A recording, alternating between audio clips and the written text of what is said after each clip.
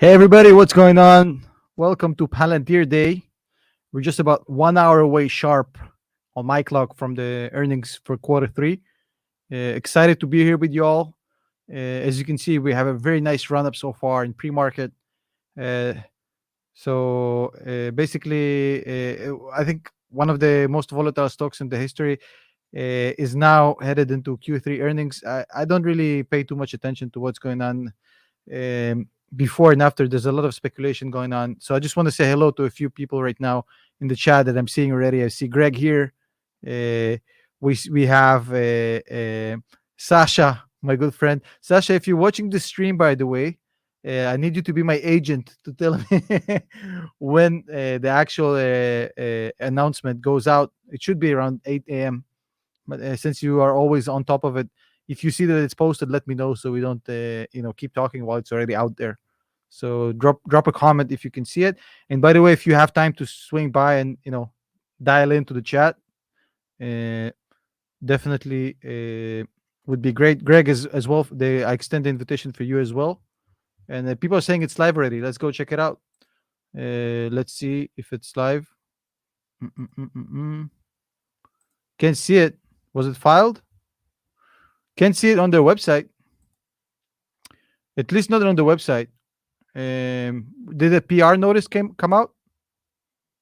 Yes, there is a recording, Daniel. I think we're going to post it in the Patreon. I'm guessing throughout the day today we're going to post the recording. I have some Russian friends in the chat as well. Shout out to the 430 people. We're waiting here patiently for their reports to come up. I don't think it's out, by the way. If it is out and it's not a troll attempt, Greg, I trust you and I trust Sasha. Let me know if it is out or not. I don't think it's out yet, but I believe that they posted that the Palantir Investor Relations posted it's going to be 8 a.m. sharp, which is in 1 hour. But I'm here to talk a lot about what I think is going to happen in the earnings, and also debunk a few myths that I've seen this week come up. Yahoo Financial says EPS. I think the 4 cents per share was the anticipation. It's the expected one, Fabio. So at least I know 4 cent was the actual anticipation, but maybe maybe somewhere, if somebody sees the information out already, let me know. I haven't seen it so far, at least, but once it comes out, we'll see it. Sasha says not seen it yet. Why not release the data ahead of the call like everybody else? Fair criticism, by the way. Couldn't agree more. Why not let us mull it over before we go to the call? And by the way, I want to say thank you for Barquito. Thank you. I love you too. Best from Chile. Thank you so much. I appreciate it. Thank you for the super chat, Super Donkey. There's no need to super chat, by the way. Everything is free on this stream, so don't feel obligated to super chat. I'm reading every comment I can. There's no super chat preference to comment, so don't waste your money on this. Let's just. Sasha says it's out. Good, Sasha.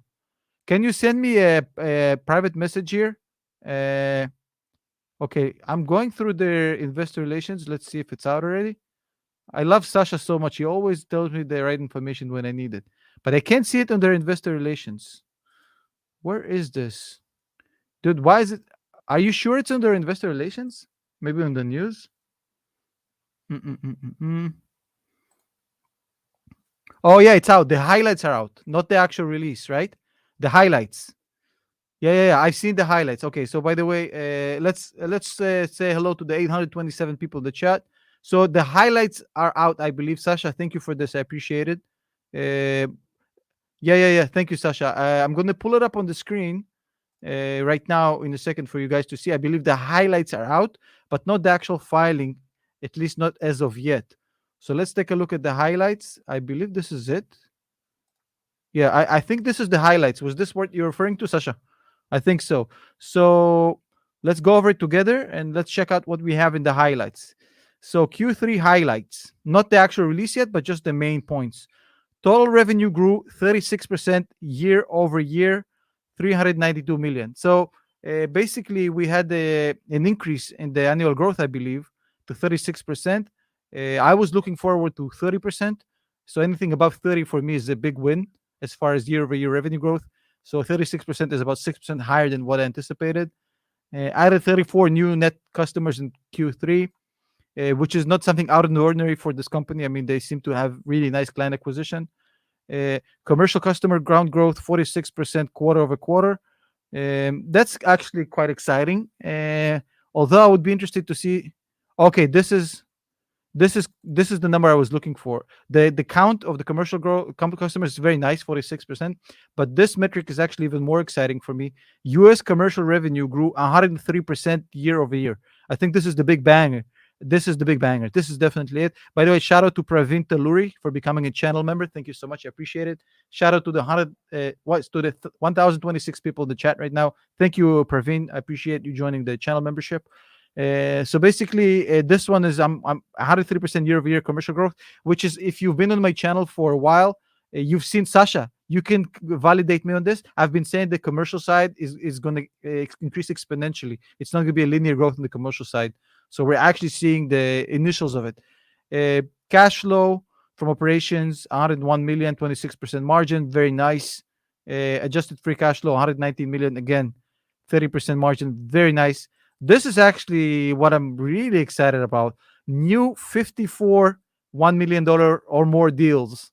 Of them, about one third, more than half are 5+ million deals and 10+ million deals. 54 deals, that's insane. Total remaining deal flow grew by 50% to 3.6 billion. Incredible. Sasha, are you seeing this? This is really like, wow. This is impressive. This is hell impressive. This is one of the factors I was keeping my eye on as far as the remaining deal flow. Gap net loss, who gives a shit? I don't give a fuck. Earnings per share, don't give a fuck. Sorry, I know some guys here care about these metrics. I honestly couldn't give less fucks about the net loss or the earnings per share. I mean, it's just, I'm not a day trader. I don't care. Q3, Q1 highlights. So total revenue grew 44% year over year. 1.1 billion so far. They're about to break through the 1.5 billion that they have. So I think the record. Commercial customer count, 135% increase since end of year 2020. Cash flow from operations, 240 million, 22% margin. Adjusted free cash flow, 320 million. Okay, this is revenue is up 36% year over year, almost at 400. So they're closing in on about 1.5 billion, which is the number I want to see, 1.5. Yeah, okay, adjusted EBITDA. I mean, nobody cares. I don't care about adjusted EBITDA, adjusted net income. I couldn't care less. I honestly don't care. This is the Q4 outlook. I really want to see this. So this is the Q4 outlook. And remember, they keep sandbagging this all the time. They keep sandbagging this so they get better results. I have to criticize them on this. Q4 2021, we expect 418 million in revenue, adjusted operating margin 22%. So they again, they're sandbagging. I think they do 450, 460 next quarter for sure. Full year 2021, 40% revenue growth, 1.5. You remember I said 1.5 billion? Yeah, that's on mark. That's not sandbag. That's on mark. Raising outlook for adjusted free cash flow to 400 million. If they make it, it's going to be hell impressive. Long-term guidance policy, annual revenue growth 30%. Yeah, this is definitely sandbagged, the 30% growth.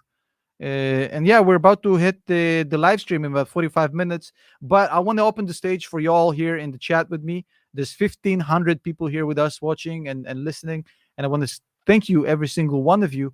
And I want to give you an opportunity to speak out and come, ask a question, share your opinion. And that's why I wanted to be a little bit more interactive. It's not about me lecturing about this stuff.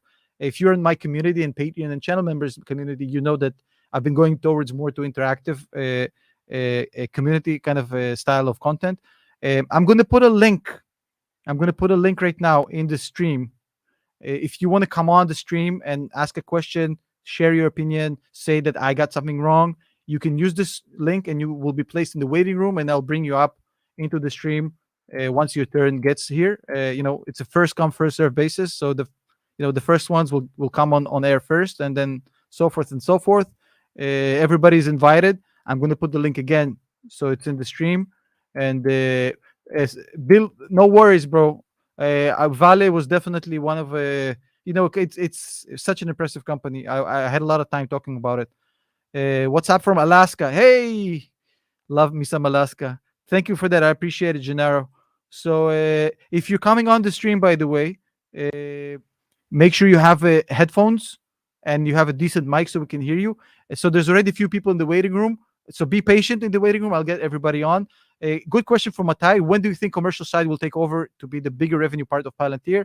I think we're really close to it, about probably a year away until a 50-50 split, commercial government.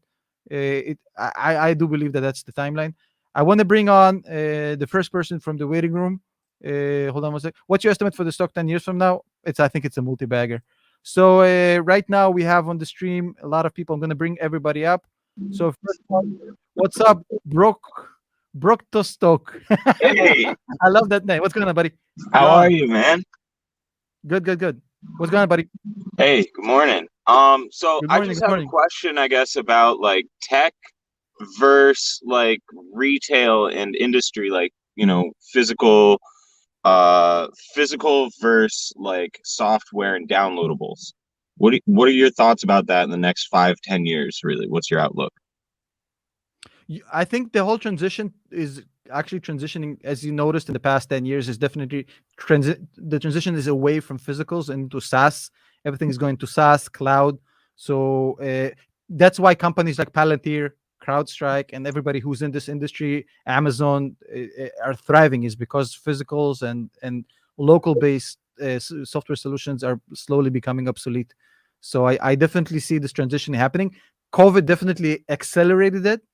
It's like an amplifier in with a guitar, but Yeah, it just amplified what already existed, which is the complete transfer to non-physical, non-location, non-geographical based software solutions. Definitely. wonderful.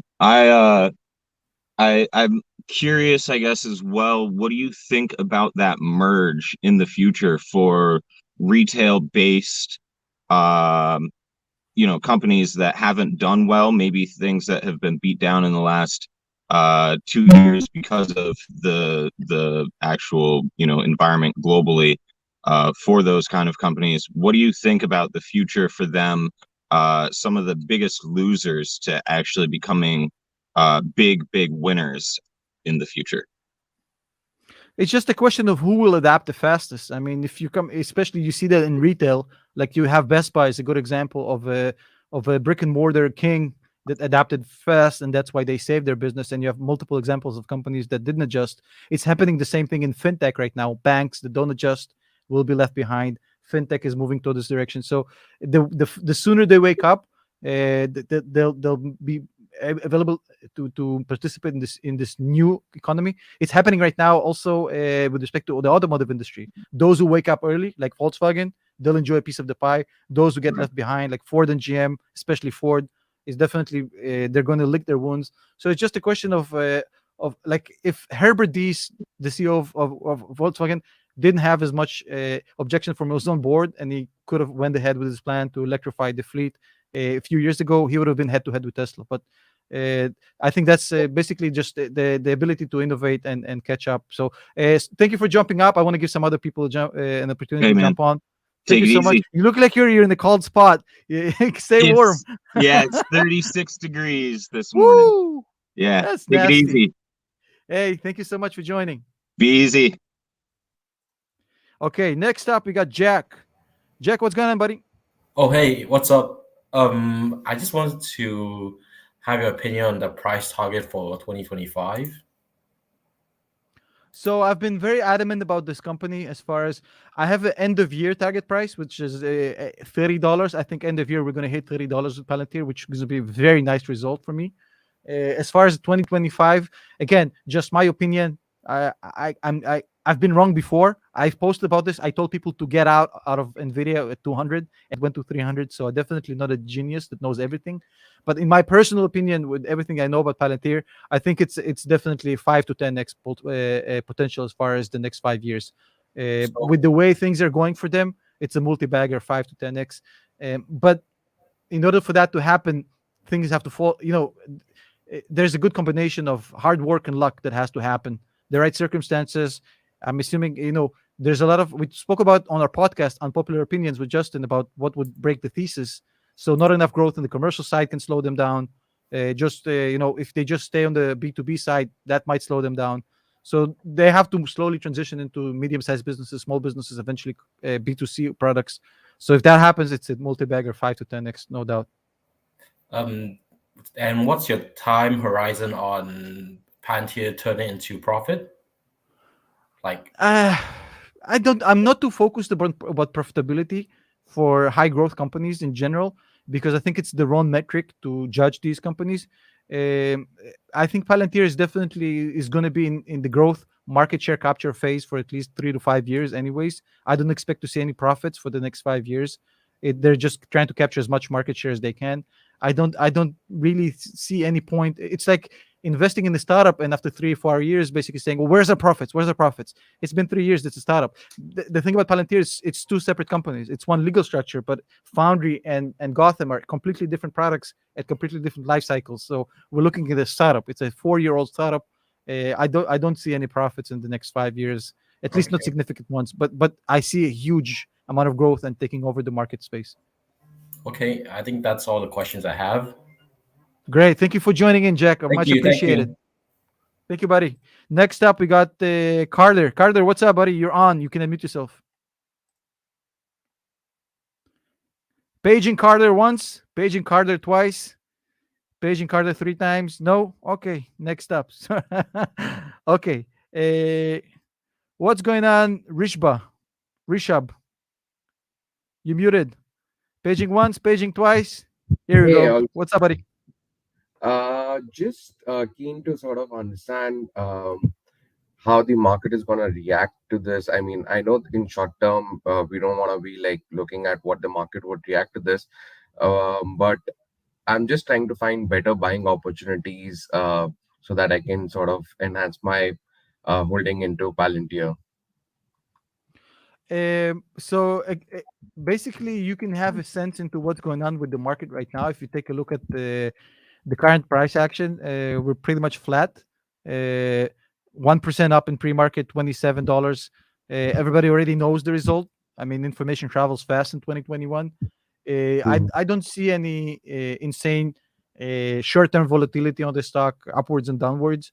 Again, this is just a natural progression of Palantir as far as the growth in revenue. You've seen certain outliers as far as the increase in the outstanding deal flow and adding new 130% growth in commercial business year over year in the US. So there's a lot of positives there, and it's a natural progression growth. But basically, think about it this way: people who were bearish on Palantir, these reports, the Q3 reports, don't change their mind. Nothing really drastic happened there. But people who love Palantir just get more confirmation. So that's why you'll see kind of a flat pattern. That's why I've been very adamant about this. I think Palantir is a long-term play. If you're expecting this like 15% spike, similarly the one you had with Roblox, I think yesterday. Did you guys see what happened with Roblox yesterday? It spiked like 30% of the earnings, and I don't think that's going to happen with Palantir. I think market is slowly getting used to the idea that they're here to stay and that they're going to be extremely dominant. So you're going to see this creeping upwards trend. If you zoom out, when in doubt, zoom out. If you zoom out, it becomes quite clear. Can you see the chart right now? It's good. This is how Palantir is going to look like for the next pretty much foreseeable future. Volatile, but overall the trend is going to be upwards because more and more people will wake up to the realization that Palantir isn't going anywhere. It's quite simple. But that's kind of my thoughts about it. Thank you for dialing in. I appreciate it. All the best. Thank you so much. CK, you're up. What's up, buddy? Paging once, paging CK twice, paging 3 times. You're about to lose your turn. Okay. Sorry about that, buddy. No. Yep. Well, sorry. Okay. Let's go. DK, the trader. What's up, buddy? What's up, Tom? How are you? What's up, buddy? What's going on? Just want to say you make great content. I've been following you for about 2 years now. I love the work that you do. Just want to say thank you. 2 years? Wow. Yeah. You're an OG, bro. Like back from the Grant Cardone videos. So basically, I don't want to keep your time. Right now, I'm a 20-year-old. I've been investing for about 4 years now. So when I was 16. And so I kind of just want your advice of what you would recommend somebody like me, 20 years old. I have about 40 grand in my account. I grew that from about 5 when I was in high school. I did very well with AMD and Tesla. back in those times, and I did very well this year with Ford.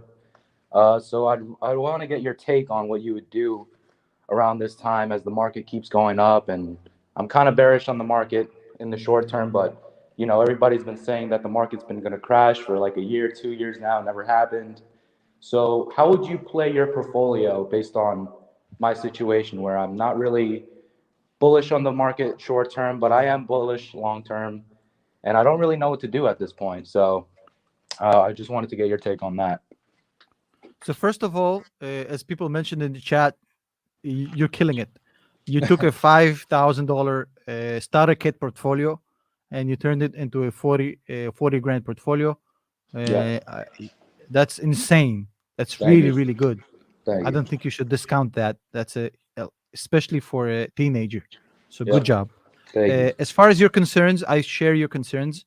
When I look at the market right now, basically, and by the way, Sasha or Greg, if you're in the chat, let me know when they actually post the full financials, because we're going to go through the presentation, the financials once they post it. So when I look at the market, DK, myself, I really share your sentiment. So I look at what's going on, like the overreaction in the market for every little piece of news. Like I mentioned earlier, Roblox yesterday, like 30% up. Nvidia is blowing through, AMD. Like the entire market is very kind of euphoric right now, for lack of a better word. There's a lot of euphoria in the market, a lot of the stonks only go up kind of sentiment. And by the way, shout out to the 2,000 people in the chat right now. It scares me. Like Warren Buffett is a smart dude, bro. And you know what? The Warren Buffett famous quote, the most famous, probably one of them all, is when people are bullish, I'm bearish, and when people are bearish, I'm bullish. So when you go in the bus and the bus driver and the cleaning lady and everybody has a portibulio and everybody's making money in the stock market, it's usually a time to get out. Yeah, in fact, I mean, this is how I got out from that, and everybody's been saying that when S&P hit 400 and now it's about to hit 500 almost, and it's just, bro, it's people insane. have been saying it since 2017 or 2016, maybe even 2015. It's been a 6-year run. If you exclude the little pullback that we had in the beginning of COVID, it's impossible to time the market. My own personal opinion, when the pullback is going to happen, and again, this is just I would call it an educated guess, is we're coming up to what would be a monumental event, a quantitative easing, and the Federal Reserve will have to slow down asset purchases and increase interest rates. I think that inevitably sends a lot of the tech sector downwards, and it's going to cause a chain reaction of the snowball effect, dragging everything down with it. So I definitely foresee a pullback once that happens. The only problem in this theory is that we don't have a fucking idea when they're going to do it. We can only speculate. So I think it's probably coming up in February, but there's a lot of people who think this year. So if you have cash on the sideline, at least I'm piling up on cash on the sideline for whatever that happens. So we can get some really bargain prices for some of the companies we love, for sure. Yeah, I mean, like one thing I was really eyeing right now is PayPal, because it's down about almost 25, 30%. 15%, yeah. 15% just in the last few days, yeah. Yeah, I mean, I think it's a $300 stock at the end of the day. Yeah, I'm actually about to post a video on PayPal. This recommendation came from one of my Patreons. His name is Aaron. And those of you who were on a Zoom call yesterday for the Patreon community, Aaron just talked about, everything we looked at PayPal basically said this is definitely, this is an insanely undervalued stock, for sure. We actually agree with you. Yeah, right. So I think PayPal is going to be my next move, but if the S&P falls, I don't think that it's not going to go any lower. I think obviously one mistake that people make is they say, oh, a stock can't go lower, and obviously it can. So yeah, I think PayPal is going to be the next move, but who knows? We'll see. I actually will post a video about it, so we kind of think alike on this. But it was refreshing to see a millennial who thinks like a boomer. All right, I appreciate your time, Tom. Thank you. Yeah, same to you. Thank you for dialing in. Jose, you're up next. What's going on, buddy? Hey, bud. What's up? Not much. Driving, listening to you guys. So I just want to tell you that I do love all your comments, all your content on YouTube, and it's awesome listening to you guys. Thank you so much. what other company are you doing some research on that is going to be something like Palantir in the near future? It's a good question. I think that there's not a lot of Palantirs out there. There's definitely, I see similarities in the way Palantir behaves to CrowdStrike, for example. CrowdStrike seems to be very similar in the cybersecurity space, which means they're taking over a huge amount of market share. The growth is insane, and they're not profitable yet. So CrowdStrike in cybersecurity is definitely one I'm looking at. I think that even though the price is completely insanely out of proportion, I think Nvidia seems to be my biggest mistake. Nvidia seems to be, I'm eating my words. They seem to be taking over. They come out with new products that revolutionize supercomputing, not only in the commercial side GPUs. So basically, we have a lot of innovation from AMD as well. So AMD, Nvidia, CrowdStrike. There's a lot of different companies, but in my opinion, and I've been very adamant about this, there's only one Palantir, which is a company that's been built for 2 decades to become a monopoly in an industry that did not exist before it came to the market. So it's a very hard fit to find again. It's not really something that comes along every once in a while. I think it's once in a lifetime company. But yeah, those are the ones I also keep an eye on as potential innovators and disruptors. Obviously Tesla. I think Tesla has still another 50% to give in the stock price, even though Gordon Johnson may disagree, but it's okay. He has bigger problems right now than disagreeing with me. But yeah, All right, that was but it, man. Thank you. just drive carefully. Drive carefully. Don't don't look at your phone, and stay safe, buddy. Thank you so Yeah, much. we're not. All right, thank you. Omar, you're up. You're muted, by the way, so we cannot hear you if you're trying to speak. Omar going once. Omar going twice. Omar going 3 times. No, you're muted, buddy. Well, I'm going to wait for you for a second to unmute, and I do want to show you something. In case you haven't seen it yet right now, in pre-market, Palantir is already down to $26. In case you haven't seen it, it's actually a good thing because it actually will provide you a dollar cost average opportunity, I believe. Let me pull it up on the screen right now. It's kind of typical in these situations. It happens a lot with Tesla when they have good earnings. People try to take profits. There was a big run up in pre-market, and now there's a big sell-off. So a lot of profit taking. It just yeah, $26. I think I'm going to buy a few once the stream is over. I'm not, if I'm not mistaken, we might see a little bit even more of a pullback, because usually when that happens, we have a lot of the stop losses triggers in all the retail accounts, so it actually makes it even worse. So yeah, so this is actually a good thing. We have a 2.5% profit taking. You can get in at 26. Somebody is asking, Tom, a 2-year leap option would be good on Palantir. I don't really do options. If you ask me if Palantir is going to be worth in 2 years more than they do right now, I think so. I mean, I've been pretty clear about it. Greg says yes, it was 28. Yeah, it got to 28 at some point, and now it's trending downwards.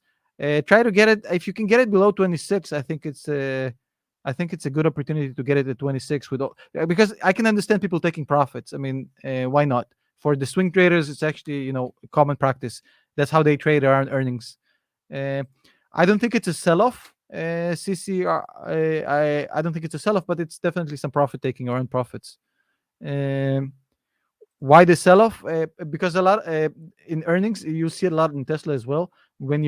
Sometimes when you have good earnings, there's still some sell-off because you have an initial spike because of the good results, and then people want to take profits real quick, and then they want to get back in cheaper. It's a lot of speculators and swing traders that make that happen.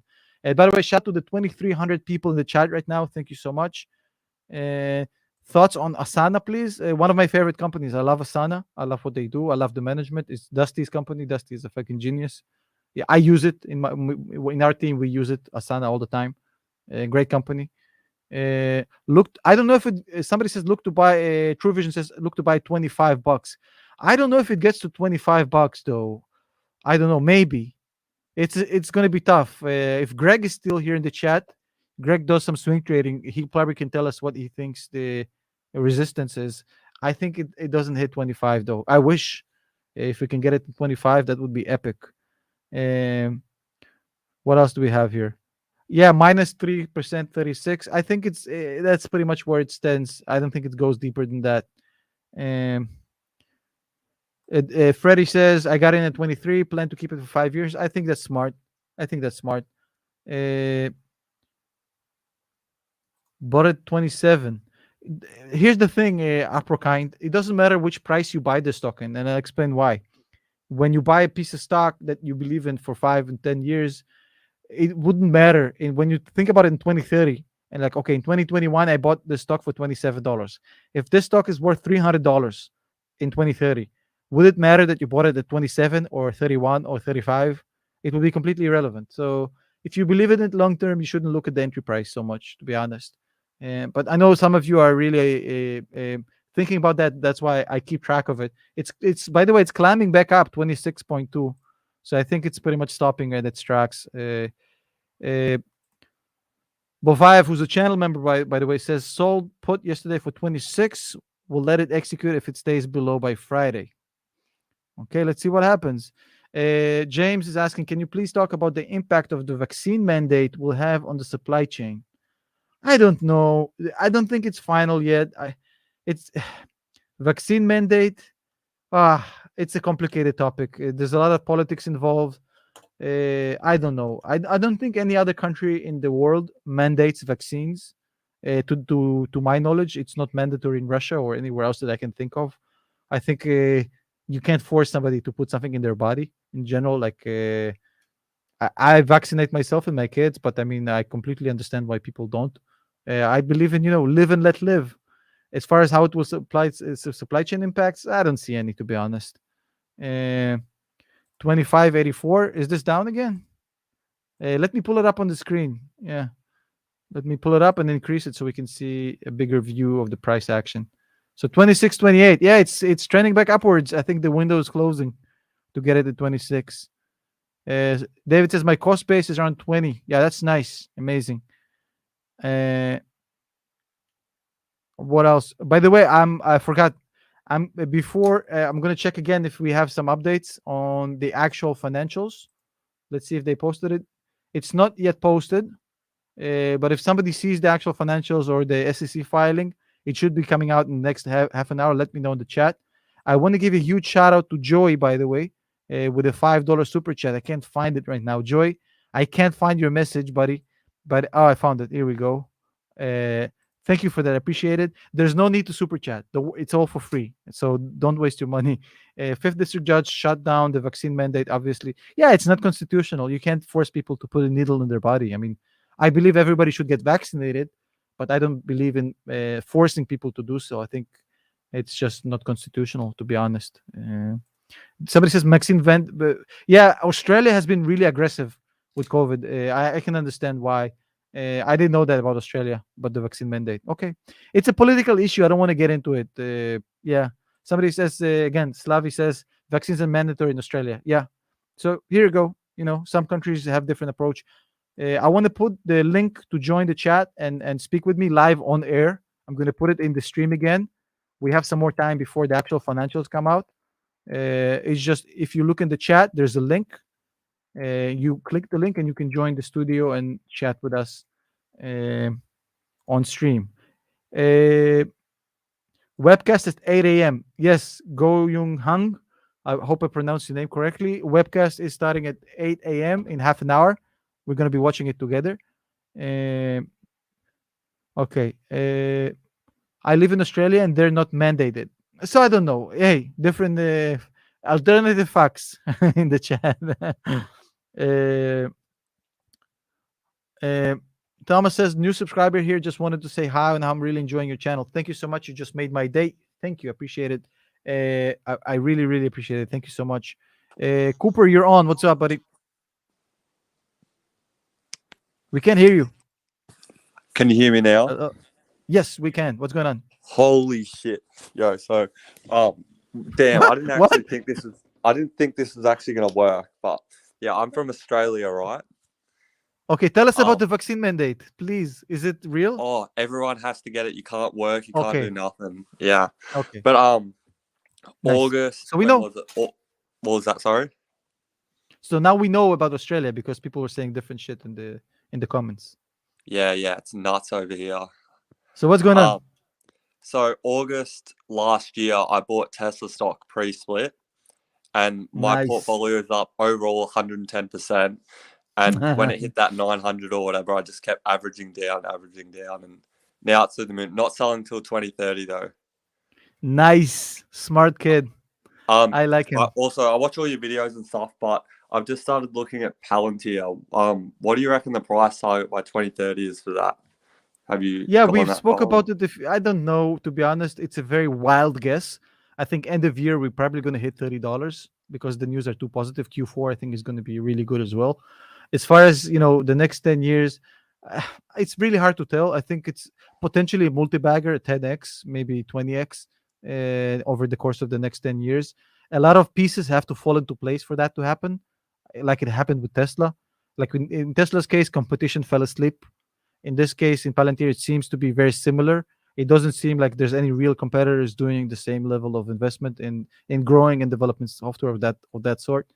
So it's commercial side has to get developed. Right now, they're very B2B centric, and they need to start pushing a commercial product at some point. And obviously, regulatory wise, they have to hold on to the sticky clients, the government clients, which are the foundation of Gotham.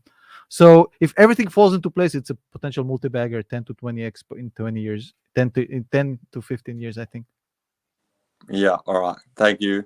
But it really reminds me of Tesla, how all their BI competitors just fell asleep. Nobody saw this coming. They just came out of nowhere. And it traded flat for that long. It's still flat. 26, 27, it's still cheap.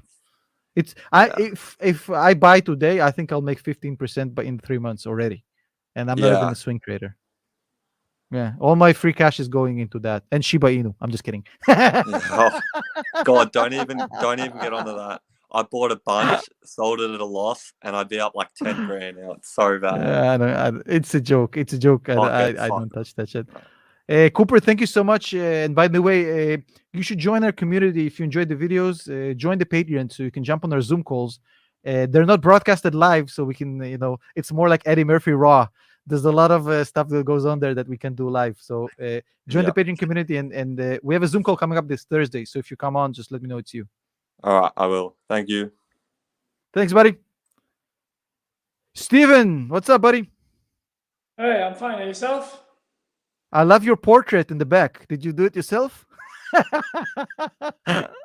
It's Steve Locatelli. You really should look him up. They're handmade, so really, really nice. It's beautiful.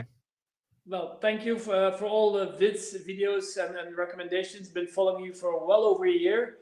Actually, I bought this one, the portrait, with the revenue from one of my recommendations you gave me. So it's a gift from you to me. So thank you. Oh, thank you so much. I appreciate it. So are you, can you tell us a little bit about, are you in Palantir as well with all of us? Yeah, I've got a portfolio close to 400K, and 10% of my portfolio is Palantir. Nice. I'm data field, so I used to work with Power BI, Tableau, and all of those things. The big difference is with Palantir is really the way it gathers and automatically links all the data. That brings an enormous advantage. So I've been adding Palantir for well over a year now as well. And basically every month, my investment money, take 10% out of it, it goes to Palantir. And the same with all my other stocks. I basically don't care about the price. I just keep adding every month. I had smart. Close to 30 at one point, and now it's down to 24, 23. So I don't care. It's a long play anyway. So we had a guy on our podcast. I don't know if you watched the podcast. I have a podcast with Justin O from Sense Invest. We have a podcast called Unpopular Opinions. And on this podcast, we had Dominic Rinaldi. Dominic is he works for VMware, and he works on Carbon Black. And he was talking about how Palantir is. He was saying very similar things to you. So the more I talk from people in this industry, the BI industry, the IT industry, robotics, AI, they all say the same thing you just said. It's basically a phenomenal product in every sense of the word. And the connectivity of things that were previously unconnected is just mind-blowing. It's kind of I had a debate in one of our Zoom groups. We were doing a Zoom chat, and there was a guy there who said, well, I work for Rolls-Royce and we build engines for airlines, and we have all this data. This all data exists. And I said, yes, that's the whole point. The data exists, but it doesn't talk with a million other data points that are in the warehouse, in the scheduling department, in the maintenance. They never communicate. Not really. That's the whole point. Existing data being processed into one holistic system. I think that's the brilliance of them. That's one part, but also the way to reuse the same way of analyzing the same data, or representing even better the data, and the way to make it, well, typically I'm mid-level management, directors level. If you talk to executives, they have a different mindset. So they're not deep in with their knees into the data. They don't know what the data represents. So it needs to be, well, by lack of a better word, very graphical, bar chart, easy, but it needs to be explainable and linked to what the business is trying to achieve. But if you talk to a line manager, it's the same data, but it looks completely different. He's got a different view, and this is a strong point for Palantir. So I couldn't agree more, Steven. Thank you for jumping on. It's been a pleasure. Love the painting in the back. Send me a link through a DM on Twitter or something. I want to get one of these. It's phenomenal. Yeah, I'll tag you in a message on Twitter, and I'll tag the artist as well. So amazing. Thank you so much. Have fun. All the best. I want to bring on my friend Juan from prostate.com. My good friend Juan, right on time, buddy, because we're going to go through the presentation. It's out. They released it a little bit early. Excellent. So you're in perfect timing. So you're going to go over this with me. I haven't looked at it yet. It's going to be a complete raw reaction. So cool. Hey, before you do that, I heard you mention Valley, and I saw your video, and I I'm big on Valley too. What made you get into it now? Did something change in because they've always been undervalued for quite a while, but did something change in the macro that made you talk about it now, or you just been wanting to talk about it? No, it's been on. You know me. I'm what you would call a chronic procrastinator. Okay, that's why we missed on similar. You remember back? So Juan and I go way back. There's 2,600 people in the chat that have no idea what we're talking about. We're actual real life friends. Yeah. So we're talking about like stuff that we're never on air. Yeah, just procrastination. It's a great company. Vale was fucking insanely good. Congratulations on the growth generation, by the way. You saw that, yeah, good job. So let's go through this together, and let's start. So jump in if you have any comments. Q3 revenue, 36% growth, 392 million. We saw this earlier, correct? In the summary, right? What was the expected analyst? What do they expect? I don't think they talked about Q3 revenue growth specifically year over year. I think they had a 4-cent EPS for the EPS. Okay. Yeah, for the EPS, but I think it's about 6% higher than I thought. I was happy with 30. If I say okay, Q3 30% quarterly, I was happy. So it's a little bit, a little bit like a 20% higher than my initial estimation. This is the chart where, if you look to the right one, you see this is the one we always talk about it, right? Commercial revenue. Yeah. This is like the one we really have the eye on. Absolutely. Basically, so this chart is phenomenal, right? Because they show the growth rate increasing. So 37% year over year growth in commercial business. In the US, 103%. So this is the key for the next leap, because they're already kind of up there in government. There's a ceiling there, but I think this is the next stage. Yeah, and that's going to definitely take one of the biggest criticism is austerity, right? If the government starts cutting back, everybody's like, okay, is Palantir going to survive? And them going to B2B is definitely going to take them to that level where they don't have to depend and worry about austerity or anything like that. Like B to medium B, you mean, not B to Airbus level, like right. Yeah. I want to give, before we continue, a huge shout out to A-Rod Money. What's up, baby? What's up? I made money on Vale Monday morning. Thank you for the $5. That's my share, I guess. Appreciate it. Also want to give a shout out to A-Rod Money for joining as a channel member. Thank you for that as well. Appreciate it. And much appreciated. So by the way, if you don't know, Juan has a YouTube channel. There's 2,700 people in the chat. So anticipate him having 2,700 new subscribers. His channel is called Prosperity Trade. the name actually suggests that. So you can go ahead and subscribe to his channel right now. So 2,700 new subscribers, I'm assuming in a minute. Would not be bad, right? Yeah, it'll be good. It'll be good. Yeah. Yeah. Great channel, by the way. I endorse you 100%. Commercial customer count growth 46%. Commercial customer count.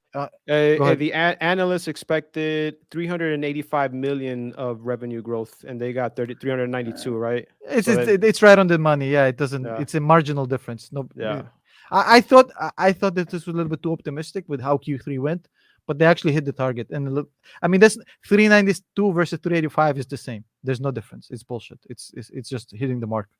This is the one that I'm really excited about. What do you, like 54 new deals? Hell yeah. More than half is 5+ mil. The size of their deals is just staggering when you look at it, right? Like they don't have cheeky little clients that call you when you have like small clients, and they have like huge clients, less hassle and more stickiness. Absolutely love this data point. Yeah, but we've seen this in the summary. That was one of the biggest critiques too. Like a couple years ago, they're like, oh, they get 50 something +% of revenue from this one company, and they're definitely getting away from that. They've outgrown. Well, let's see if they say anything about client concentration, because they haven't said anything about this yet. This might indicate a lower concentration, but I want to see if they actually say something about it. If not, we can find it in the financials, even if they don't put it in the presentation. So we'll dig it up. So Q3 adjusted free cash flow 119 million, improvement of 172 million year over year, 30% margin.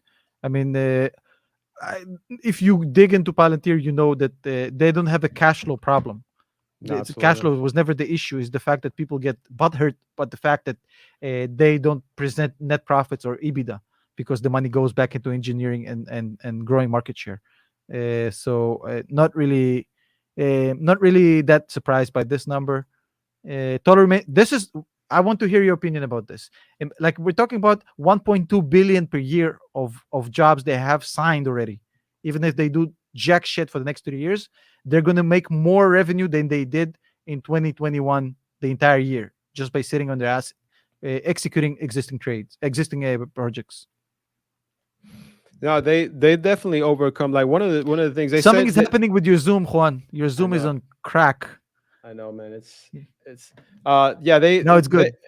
They were talking about that they were never going to grow and have this many customers because it takes them so long to start off their program, right? They have to send a programmer there, and they had these different stages. But they've definitely found a way to monetize them and kind of grow with the growth and just keep up with the growth. Definitely. Sasha, I see you in the chat, by the way. Sorry, Juan. I want you to jump on the stream, even if you have a phone, and we don't need the expensive setup. Jump on the stream. We want to hear your opinion as well, since I know you follow this, and we would love to have you on the stream as well, jumping on and sharing your opinion. So let's keep moving. What else do we have here?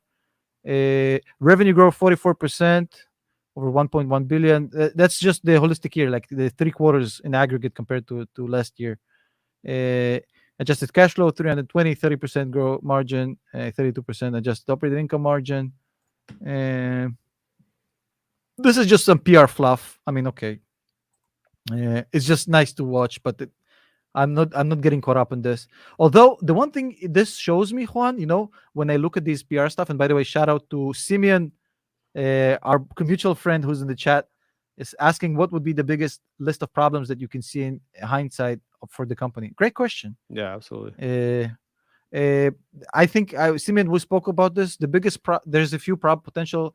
I think Justin asked this in our stream in the unpopular opinions, where you could see a potential thesis breaking event for Palantir is inability to move to medium-sized B to medium-sized B and B2C. Regulatory issues that's going to prevent any progress in governmental projects because that's their anchor, and also any personal issues with Alex or Peter. If any of them leave, the company is really it's a two-man show, so they're really key to this company. It's going to be a tough loss if they ever lose Alex or Peter. But as long as they can keep one, I think they'll be fine in general. But those are the 3 ones. You have any of your own, Juan? Those are the 3. The B2B, B2C was, to me, the thing that's going to take them to the next level. If they can be like a household name like Microsoft, where there's some sort of software where you can download, that's going to take them to that hopefully, $1 trillion market cap one day or something. That'll be the best. Sasha, I'm putting the link to the stream in the chat for you to join. So you can see it in the stream. Just click on it and we'll bring you on to the studio. By the way, if there's people in the waiting room in the studio, we'll try to get you on. I promise. We just want to run through the presentation with Juan and Sasha, and then I hope we have some time left, I'll try to bring everybody on. I don't want to let people just waiting for nothing. It would suck. So I got you. Don't worry. I want to just give a shout out to the 2,900 people in the chat right now. Thank you for joining us today. We're going over the presentation for the Palantir Q3 earnings. So what I wanted to tell you, Juan, when I look at this is a lot of PR fluff, yeah? But here's what I learned from this. It's completely industry agnostic. I mean, their product works with pretty much any industry you can think of, whether it's medical industry, manufacturing, healthcare. I mean, they're completely industry agnostic. How competitive do you think they're going to be with kind of like let's say they're going to get into CRM and are they going to be able to compete with like Salesforce and stuff like that? Or they're already competing with it through AWS. They're already part of the. But Salesforce is still the leader. I mean, do you think they can actually take these major companies and kick them out, kind of like how Home Depot did all the little lumber shops and all that? Or Salesforce is, I think, the 21st biggest company in the world with 220 billion market cap. So they're a behemoth, and it's very tough to leave a CRM. Like if you have worked with a CRM, you know what leaving a CRM is really. CRM is a customer retention management software. If you guys don't know, leaving it is like it's really tough. So there's a really sticky business. But if they can look, their CRM, if they can show bottom line profits increase or saving costs of what they did with Airbus and the insane numbers that came from the case study in Airbus, I think people will leave for the right price. I think they have the potential to dethrone Salesforce. Hey Sasha, what's up, buddy? Hey, very good to be here. Glad you could make it. Finally, you're here. I was busy making another video, but yeah, it's good. This is more important. So by the way, I want to give a huge shout out to Sasha, also another YouTuber I absolutely like, a YouTuber that shows that low subscriber counts don't account for great channels. 40,000 subscribers. I hope you guys can give him to 45 today with everybody in the chat. One of the most underrated channels with Juan that I personally follow. Go check him out. Yeah, I just checked out your video, man, with exposing the Shino and all that. I really loved it. I appreciate your videos, man. That's my favorite video of him of all time. Bro. I made a reaction video about it, and I didn't link your video, and everybody was like, Sasha, who the fuck is Sasha? I forgot to give him a heads up. So talking about Palantir, let's go back to the presentation. And guys, feel free to jump in anytime. I'm just scrolling through it. Fundraise, connected tissue linking. Oh, this is PR stuff. I found two really important numbers for me. One is on slide 38, which is the remaining performance obligations. So this is 3.6. No, slide 38. There's the chart on the right. So this is the amount of money from work that they have delivered that will be paid without, I think my understanding, without additional work, as in based on the performance of the work that's already been carried out. So it's money that is sort of coming at some point without having to necessarily deliver, which is pretty. There's an explanation in the bottom. Remaining performance obligations represent non-cancelable contracted revenue that has not yet been recognized. So basically, this is money in the bank, like Sasha just said. Yeah, this is money that and relative to what they're doing a quarter, that is a ridiculous number that has never, I've not seen something like that before. But the other really important number is, it's a 1 year's, well, let's say it's 80% of the entire revenues of this year that they already have banked. Yeah. Nobody knows. So that's huge. But on the counter, the 3.6 billion that they have outstanding in deals. That's the one I was referring to earlier. I thought you were it's really good, but it was 3.4 billion last quarter, so it's only gone up 0.2 billion. So if you think about it like that, so if you wait, but there's a counter argument to this. Think about it this way: it's a FIFO thing, right? They carry out projects, they go out. So on the net, sure they do. But if we're looking at growth, right? So that's only grown from 3.4 to 3.6. So then that's the sum of what they are scheduled to be delivering over the next just under 4 years. Yeah, but you can't ignore the fact that they're scaling up. They're hiring more engineers. They become much more productive. Hey, Palantir is one of my big positions. I'm with you, but that is good. But it is not as good as I would have expected. I think that number has been climbing way faster than that over the last few quarters before that. And I want to give a huge shout out to Adam Bergman, with the $10 donation. Please stop. Don't super chat. This is a free stream, so you don't need to do this. Thank you so much. You're saying goat. Love your Bratan Spasiba on the hard work from Brighton Beach. Brighton Beach, in case you don't know, it's Little Russia. Some of my best friends live over there. Most of them don't know English. They've been there for 15 years. So that's pretty much how it goes in Brighton Beach. Anyway, so going back to Palantir, 3,000 people in the chat. Welcome, everybody. So, Sasha, what's the second number you saw that you mentioned excited you? No, I was saying one excited me, one didn't. The 3.6 only going up from 3.4, I think it's important. And that's probably why the share price is dancing in pre-market, because it's showing that potentially we might have a slight temporary, potentially, we'll see, but a slight slowdown in that rate of growth. This is the one you're talking about. Correct. But so that 3.6, that was 3.4 just a quarter ago. So that does look good year on year. Yeah. But they already had almost like it's not moving up by 30-40% sort of margin annualized that their current business is growing. So it's like they're eating into it, but as the current revenues are going to be growing, if that number doesn't continue growing at the same rate, that indicates that the growth will slow in out years, right? So that's fair. That's probably why that share price is dipping slightly. Okay. I think that's a fair criticism, although still the year-over-year numbers look phenomenal. If you look at the year-to-year perspective, it's still quite impressive. But I agree with you. I think some people might think Zoom kind of had like ridiculous growth, and then they kind of slowed down, and the spike just dropped. So I mean, is that kind of what you're thinking? Like they're just the investors, anyways. I mean, the reaction is the investors. So a lot of people are used to this major growth, and even if it's not as large, people are going to start selling out of fear. Is that kind of what you're worried about, or Sasha? I'm not sure. Like, to be fair, I don't really care as to what people do short term very much. At the end, like, numbers long term win over all the like short term fluctuations. So like my kind of worry is if we're going to see another quarter. So let's say next time we have one of these in February, whenever it happens, and we get that 3.6 billion becoming 3.7 or 3.8, that's going to begin worrying people a lot. Yeah, because that's going to kind of indicate that potentially in, like maybe next year we're going to have a good percentage growth, and maybe even the year after, but potentially the year after that, because these numbers are indicative of what 3 and 4 years out, what that growth rate is going to look like. Right. So that would be my concern. I want to pull up the.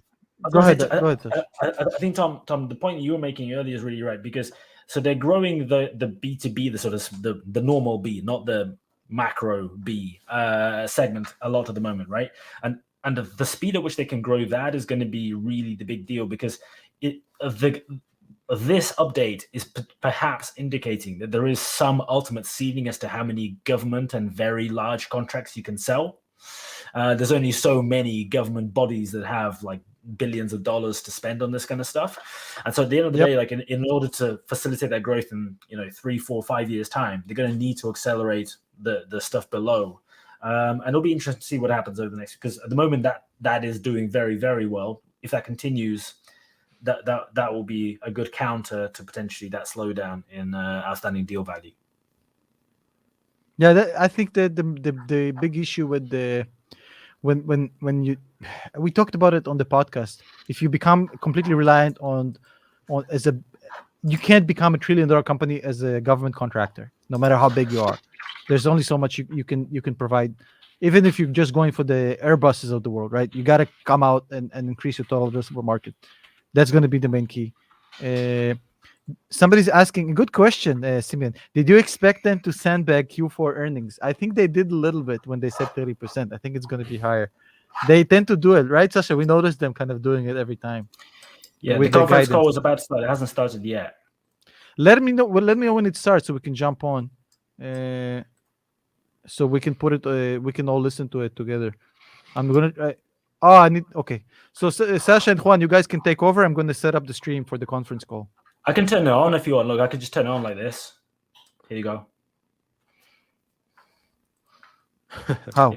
What the fuck? just hang tight for a second. Let me do this. It's in your headphones? It's in my headphones. Yeah, that's not gonna help us. No, that's not gonna work for us, buddy. Did you not hear that? Did you not hear that? No. I thought you just turned it on. Wait. I'm putting it on the screen. Don't worry about it. Hang tight, buddy. I'm gonna put it on the screen, and then we can all listen to it together. But this was funny. Thank you for this. Wait, I think I'm in. Okay, so it's not started yet. It's still on the hold. So I have it open on my end. So once they kick off the webcast, we'll know. Okay, it's still. Have you ever played with the numbers and like anticipated $1 trillion market cap and kind of guesstimate what the DCF valuation would be? Oh, this would be so ridiculous. I did this, but I'm not going to show this because people are going to think I'm crazy, bro. I did it too. It was really high. I was just like, yep. It's not. By the way, I do want to show you something. I'm scrolling through. I want to show this. I'm scrolling through this. Through the actual filing. I don't know if you guys opened the filing itself. Sasha, you probably opened the filing, right? No, I haven't read it yet. Okay, I'm gonna pop it on the screen right now. Wait, it started. Okay, it started. Let me pull it up on the screen right now. But Sasha, you need to mute yourself because we're getting a feedback from your computer, I think. I've not got anything playing. Statements regarding our fourth quarter. I have do you have an echo? Yeah, I have an echo, but I'm not playing it. Oh, it's on their end then. And other statements regarding our plans. I think it's because you got to mute your laptop. Statements are not promises or guarantees. There you go. No, it's fixed. Okay. No. From actual results. Hold on. Let me attempt something. Concerning those risks, You may have it playing on the live stream and the laptop on the YouTube channel, or no? and in our SEC filings. No. We undertake no obligation to update these forward-looking statements except as required. Sounds by good law. now. Yeah, good. Further, during the course of today's call, we will refer to certain adjusted financial Wait, measures. can we hear? Can everybody hear? Non-GAAP financial measures should be considered in addition to. Let us know in the chat if you can hear the stream. From GAAP measures. Additional information about these non-GAAP measures, including reconciliation of non-GAAP to comparable GAAP measures. You guys cannot hear? Press release and investor presentation. I want to make sure if people can hear the live. We could hear it. They're saying low volume. I got you. It is low. At investors.palantir.com. Joining me on today's call are Shyam Sankar, Chief Operating Officer, Dave Glazer, Chief Financial Officer, and Kevin Kawasaki, Global Head of Business Development. Over the course of the call, we will refer to various growth rates when discussing our business. These rates reflect year-over-year comparisons unless otherwise stated. I'll turn the call over to Shyam to get us started. Thank you, Rodney. It was a fantastic quarter across the board. In Q3, total revenue grew 36%. Commercial revenue growth has accelerated in every quarter over the last year, from 4% in Q4 2020 to 19% in Q1 to 28% in Q2, now 37% in Q3. At this scale, acceleration like this, it's gravity-defying. U.S. commercial revenue growth accelerated once again to 103% year over year. We added 34 net new customers in Q3. To put this in perspective, our commercial customer count grew by 46% sequentially. We have more than doubled our commercial customer count since the beginning of the year. We closed 54 deals of $1 million or more, 33 of which were $5 million or more, and 18 of which were $10 million or more. Adjusted free cash flow was $119 million, a margin of 30%. Total deal value grew 50% to $3.6 billion. Commercial deal value more than doubled to $2.2 billion. Remaining performance obligations increased by 172%, and year to date, we have grown revenue 44% to over $1.1 billion. We have generated an adjusted free cash flow margin of 29% and 32% adjusted operating margin. There are so many wins this quarter. Instead of going through them customer by customer, as I usually do, I wanted to highlight three themes. One, we are seeing more traction selling into the defense industrial base as a customer. Foundry has shown that it can help in the production of the A320, of Ram pickup trucks, auto parts, PPE, and tractors. It can do it better, faster, and cheaper. And the defense industrial base is seeing that it can have the same impact on the production of fighter jets, naval ships, and land vehicles. We are excited to do more here with L3 Harris, Huntington Ingalls, and other large primes. Secondly, our work in automotive and more generally mobility is growing. We are adding more customers across the mobility value chain, from OEMs and their suppliers all the way to EV charging companies and insurers. And lastly, our work in healthcare is exploding. The NHS, MD Anderson, 70 academic medical centers through the NIH's N3C, the Department of Veteran Affairs, and even more regional US providers means that Foundry is helping to manage over 300 million patient lives and growing. We have a very unique opportunity and a diverse footprint that we believe continues to uniquely position us to deliver on the necessary transformation in healthcare delivery, from operational excellence to complex clinical care. Cutting-edge product and continued innovation and distribution drove these exceptional results in Q3. And you can really see that in the consistently accelerating commercial business. We are seeing a profound pull on Foundry in the market as organizations digest and synthesize lessons from the shocks of COVID and subsequent events. There is a canonical spot for Foundry in the enterprise architecture that the market has synthesized. Foundry is the nervous system and the cardiovascular system of the enterprise. It is the connective tissue that connects your analytics to your operational systems. Such an architecture marries a digital twin of the enterprise with action APIs that allow you to first model and simulate, and second, orchestrate and execute complex cross-functional transactions. As the COVID-19 crisis pulled the tide out, that's exactly what was revealed as missing. Companies needed to move beyond visibility, beyond analytical insights, to having the technical infrastructure to translate that into coordinated, orchestrated actions in the operations of their business. And one of the coolest places to see this working is with our day zero companies. These companies have enormous ambition and deeply value the step change in speed and the reduction of expenses Foundry delivers when consumed as infrastructure as a service. Wejo is able to develop market-ready applications in as little as 6 weeks on Foundry. Sarcos is integrating 500 billion data points per month to accelerate design, maintenance, and commercialization of their Ironman suits. Lilium is flying through ground and flight testing, wielding the vast data generated by every sensor streaming from the aircraft. I'd like to introduce some of our Day Zero founders to unpack this a little bit more. This guy was so hypey. I didn't like him at all. Like, you know what I mean? I preferred when Joko did it. They said they wanted your voice on there, man. No, I wanted Joko Vilinik, bro. Like, they had him once. It's a very marketing These companies have a strong engineering culture, and they've been able to very quickly take on the platform and make it a core part of their tech infrastructure. I'm a third-generation manufacturer. I grew up in Detroit. From my earliest days, was inspired by the importance of manufacturing as an industry. At Fast Radius, we believe the impact of cloud manufacturing will be as profound on the physical world as cloud computing has been in the digital world. Wejo is igniting and leading the mobility revolution. We're unlocking of connected vehicle data and autonomous vehicle data. Palantir Foundry supercharges our distribution to thousands and thousands of new suppliers and new solutions in industry. Foundry unlocks the business potential of volume. We found ourselves constantly trying to twist our business to fit inside someone else's perspective of how businesses work, and that didn't work. They've been using Foundry as their data operating system, so end-to-end, from cloud hosting to data kind of integration from different data sources, through using a lot of the out-of-the-box connectors that we have in the platform. From there, harmonizing the data using open source languages like Python, SQL, using Spark as their distributed compute engine. We're collecting data on every part that we make today. Data about the design, data about how that part is made in our factories, data about how and when that part is moved ultimately to our customers. Speed is our superpower. Speed to me means real-time processing of over 17 billion data points a day. In fact, we've processed in real time over 12 trillion data points. Our business is premised upon high-quality data and the understanding of that data on the part of people. Once they have this data asset, they've been just building a number of operational applications, both for their internal kind of operations to help like supercharge that, but also for even kind of external third-party users as part of their kind of tech offering. Foundry enables us to build solutions faster and unlock a unique intelligence for industry. For Wejo, a partnership with Palantir was the obvious choice.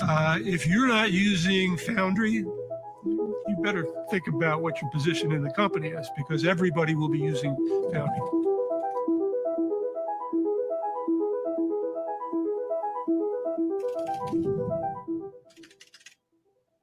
A big thanks to our builders who shared more about their ambition and the transformative impact of Foundry on their operations. We started this program to supercharge earlier stage companies, enabling them to create a central operating system for their data and to scale rapidly from day zero. These companies, they're not just managing their data and their operations, they are wielding them to blitz scale and win. We announced our second cohort of builders in October. There are 7 companies from a diverse set of industries, and we continue to partner with innovative companies across industries such as automotive, biotech, healthcare, media, and more. Turning more broadly to the commercial business, the scope of our impact is expanding. Foundry as infrastructure is a big theme we are excited about. Customers are building their software on top of our platform. And now we have yet another way to power that with a major product innovation that extends the openness and flexibility of our infrastructure for developers that we're calling operational APIs, or OPIs for short. This liberates the ontology to serve as the nervous system, the cardiovascular system of the enterprise, as a unified action and orchestration layer. This API toolset allows for third parties and customer developers to programmatically interact with Foundry's ontology. In this headless mode, IT can leverage the power of the ontology in all of their enterprise applications via this open architecture. What's uniquely powerful about the ontology, it's not the nouns, it's not the things in the business, it's the representation of the verbs, the actions that can be taken to those things in the business. The fact that inventory can be allocated, production can be scheduled, orders can be fulfilled. To accomplish these deceptively simple actions requires you to read and write to potentially tens of source systems transactionally. Foundry lets you orchestrate complex cross-system decisions to win and turn market disruption into your competitive glory. For example, a large industry partner is unlocking value by integrating Microsoft Power Apps with the Foundry ontology. Power Apps, through our OPIs, can affect business decisions, powering workflows, and writing data back to external operational and transactional systems like ERP, MES, warehouse management systems, and more. This is the modern operating system in action.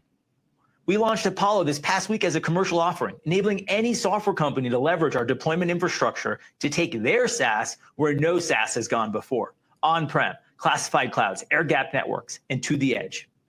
Here to tell us more is Greg DeArmond, the mad scientist behind the conception and launch of Apollo.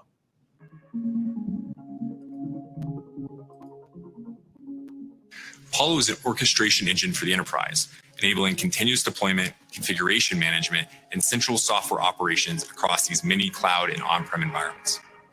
Apollo employs a number of different concurrent processes, including version management, advanced rollout strategies, and release promotion to ensure platforms stay up to date and operational 24/7. With Apollo, you can release new capabilities, deploy them at scale, compose them into novel platforms, de-risk releases, and rapidly resolve problems as they arise. Having deployment health and continuity on a single pane of glass gives engineers a common interface to handle risk management concerns unique to each environment. Different environments have different risk tolerances when it comes to software updates. For instance, you'll want to roll out new features to canary environments first before moving those same updates to classified networks or to critical edge hardware that are harder to operate within. Apollo facilitates software stability across these different environments by using a concept called release channels. Environments can subscribe to a release channel in accordance with their individual risk tolerance and appetite for new features. Once pushed via release channel, Apollo enables the evaluation and rollouts through a powerful suite of tools to help operators understand the risks associated with each pipeline, surface problems, and ship code better. Apollo makes it possible to take the same approach to continuous delivery across different security or classification boundaries by enabling you to deploy an Apollo hub within each network boundary. Each network hub is responsible for managing the environments on that network. This compliance-aware change management enables Apollo to centrally manage services and environments across different compliance regimes, empowering seamless operations across highly regulated business environments. Apollo effectively removes the deployment environment as a constraint, enabling engineers to focus on velocity and application code. They write code once that works for all customer environments.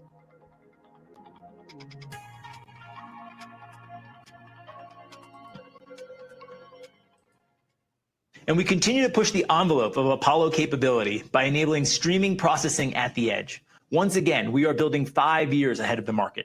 Software shamans building technology that will meet its moment. With our latest investments, you will be able to develop streaming pipelines in Foundry that you then package up, version, and continuously deploy to edge compute infrastructure, be it a Humvee, a satellite, a 5G base station, to enable real-time processing of large amounts of data in a decentralized, efficient manner. These pipelines, they'll be versioned, upgraded, managed, and orchestrated by Apollo.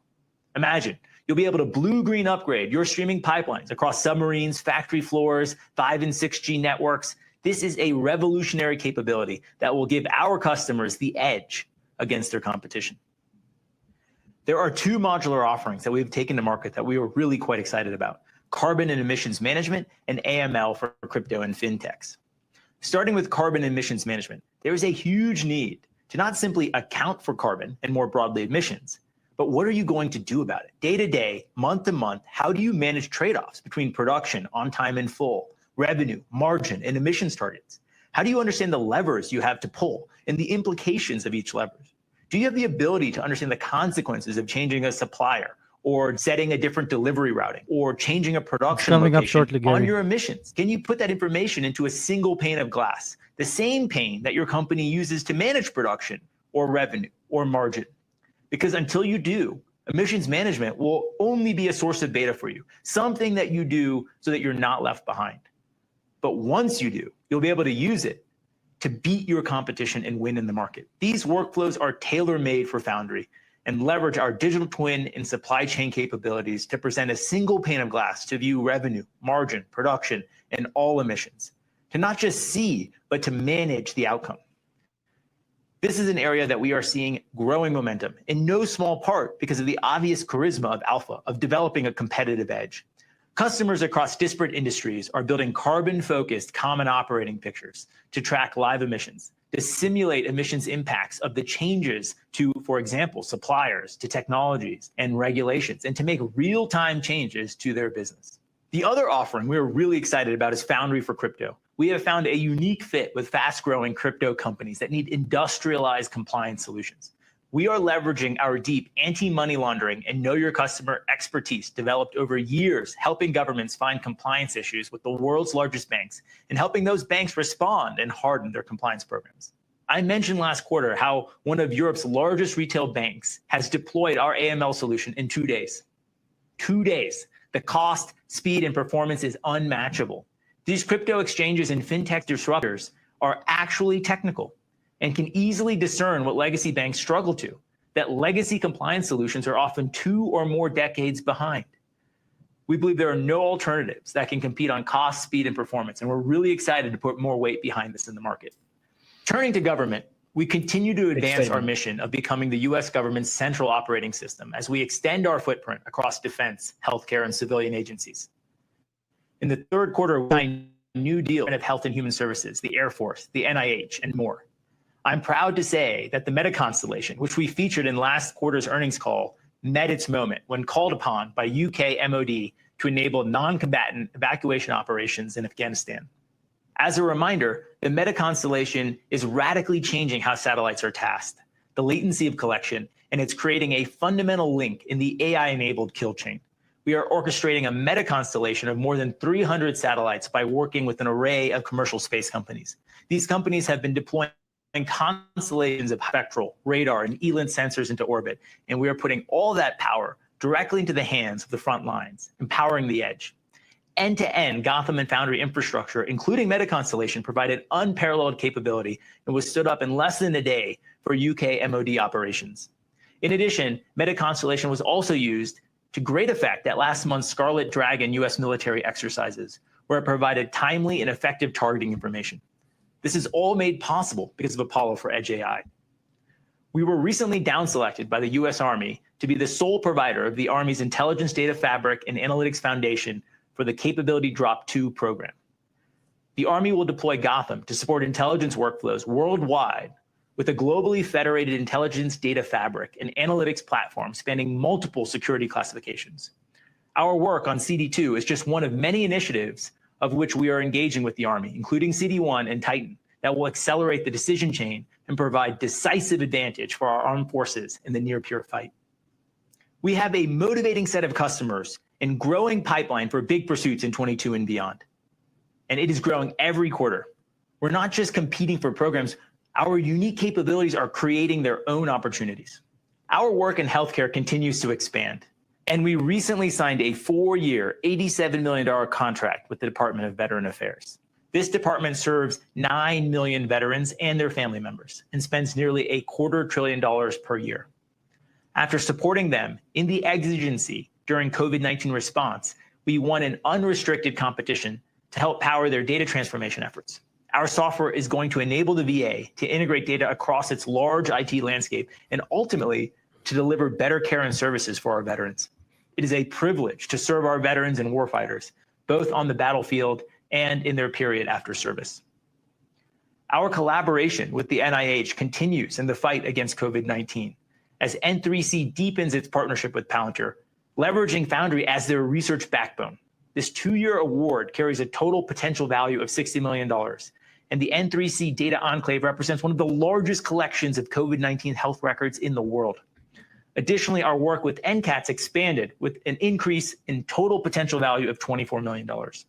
Zooming out a bit from mud to space, big picture in the government segment, we are seeing an emerging opportunity to help define the next wave of disruption. One thing, perhaps the one thing we have demonstrated to the market is that it is possible to sell software at scale to the government for programs of record where the government might have historically otherwise bought labor and services. And of course, in doing so, we have radically transformed the margin profile of these big government contracts. There is an immense opportunity in this sector to partner with existing government contractors to productize their solutions that they are delivering as services today, and in doing so, to transform the EBITDA they generate against their existing revenue with our platforms. We have proven we can do this with our business, and we are exploring opportunities to partner with firms that have a disruptive vision and realize that they can stand on our shoulders the 15 years and nearly $3 billion of R&D that we have done to productize and scale their own offerings. Before turning it over to Dave, I wanted to give a quick shout out to every Hobbit and just reflect on our journey, as much over the last 2 decades as over the last year. A year ago, we gave our first results as a public company. We should be proud of those 5 quarters of results, but even prouder of the collective effort and passion that begot those results. We pivoted the whole company to respond to the exigent events of COVID for governments and commercial entities around the world. But of course, that happened before we went public. And we all had that question. Will we preserve the cultural essence of Palantir after the listing? Will we have the radical ability to organize and reorganize around the problem at hand while capturing the integral of our innovation? Well, in Q3, we could answer that question definitively. Yes, when the bat signal was put up in the night sky, the motley crew of hobbits answered the call for America and her allies. 5 quarters down, at least 500 more to go. Over to you, Dave. Thanks, Sean. Over to you, Tom. I'll review our third quarter performance, followed by our outlook. We had a record-breaking Q3 as continued product innovation and our ongoing investments in distribution led to accelerating customer account growth and strong free cash flow. We generated revenue growth of 36% in the quarter, bringing Q3 revenue to $392 million and year-to-date revenue to more than $1.1 billion, up 44% versus the first 9 months of last year. Our business continues to demonstrate very strong cash generation. Third quarter cash from operations was $101 million, an improvement of $153 million versus the prior year period. We delivered $119 million in adjusted free cash flow in the third quarter, representing a margin of 30%.